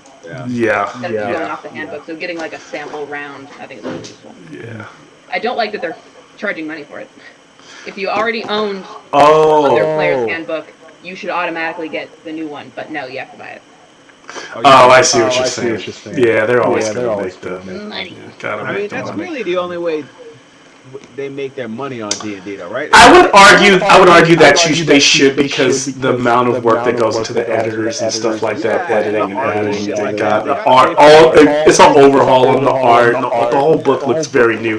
Like, don't get me wrong, I'm not one to give. Wizards of the Coast does. In the past, I owned some books that I felt were really lazy, where I felt like you release this as a book. Like I've Wikipedia'd. I've like gone on Wiki and like searched and got more information than they put in the book book that I spent $60 for. That's a little annoying. But you know, if you're gonna overhaul the whole 5th edition, you know, I'm willing to pay for that. I get it. But no, I feel you. I'm always torn. Done with D&D. Hey, that's why we're playing Dragon Bane. I mean, well, I know you'll probably not be playing, but that's why I'm moving on to Dragon Bane because I'm done with D&D too. But I'm a sucker for a new rule book to put on the shelf, even though I may not use it for a couple of years. I'm definitely gonna buy it. Yeah, I'm a sucker. Like I don't even like you know. I was reading. I do too. I really like. But I like the art, man. You know. Yeah. I like the old books. Are super. I like the old books a lot. I do. I really do. I love them. Different like TTRPGs, even if I'm never gonna play them. Just absolutely. I buy. I haven't played half the stuff that I own on the shelf, so it's always. I mean, I think people like us do that. It's not just rule books, guys. Like, there's plenty of. Yeah. I have been trying to get through. I was addicted to buying ebooks for a hot second there. I have like 80 unread books on my Nook, and I've been telling myself I can't buy any new ones until I make my way through my backlog. So I'm like picking books at random that I bought like 5 years ago for $1.99 that I haven't read. I'm glad that Alex and Cheryl are friends because I know that Alex is past D&D, but I think Cheryl's still holding on to 5e. I'm looking Cheryl to try out a game of Cypher. Now I just need to actually run it. Just try. Now you just have to run it. That's the hurdle. That's the thing of convincing I've been running these games forever. They sound so much fun. I've been doing a lot of work on the Dragon Bane world and stuff, and I'm finally starting to be like, okay, I'm really excited to run this. So, I'm excited to see what the first little stint looks like in The that. Hyena fam. Yeah, with this. I'm gonna let you guys know right now. You guys are the Hyena. That's great. There will be, unlike D&D 5e. I've been trying to work around it, but like they will experience speciesism when they go places as hyenas. Yes, be prepared for microaggressions as hyena folks wherever you go. My world is full of prejudice. It is really full of prejudices, and I've really sat back and asked myself why that's the world I wanted to lean into. And I think for someone who works in diversity, I felt like it's a world that I feel like I'm better. For me, fantasy is the way to explore the darkest parts of humanity. And when you 5e, I have nothing wrong with that. I think 5e has come a long way because in 5th edition, you're living in a world that is fantasy but very progressive. And I think that's pretty cool. Nothing against it. But at the same time, I kind of miss that kind of dark world where everyone is still very tribalistic and it's like, nah, we ain't seen a tiefling for 30 years, so why you got horns, lady? And why is your skin red? And so in D&D as a DM over the years, I feel like I've started to I'm always kind of in the back of my mind going don't be racist, Malcolm. These people, they all know about tieflings. But I'm ready for a world where people are like, look, you a centaur? Get the fuck out of here, bro. We don't in a way of exploring it, not in a way of me being I think some people play D&D games to kind of put their biases in the game. I do it to explore the biases that I see in the world on a daily basis and how we can explore it together. It's the difference between using the allowance to express stuff that you wouldn't be able to express in the real world versus using it as a way to have a safe, protected area for you to engage with it. That's it. No real life stakes. It's kind of. I agree. I don't think there's anything wrong with it either way, but I think there's something to be said about the old style of D&D where basically everyone was a human. The difference was it was a class thing. You know what I mean? All the other races like drow and shit, you saw them, but they weren't. You couldn't be a drow. Now you could be a fucking turtle, a rabbit. What I would argue is that old school D&D is where not everybody that plays it sees it, but I'll say someone like me who see it as it is the purest form of like belonging in a game, because the rest of the world would be completely isolated as fuck. But here you have the dwarf that's supposed to hate the elf, that's traveling with the elf that's supposed to hate the human, and everybody's supposed to hate each other. So when they roll into town, people go, "Did you see those fuckers? It's a dwarf, an elf, a human, an old man, and they're all cool with each other. Something's wrong with them, right?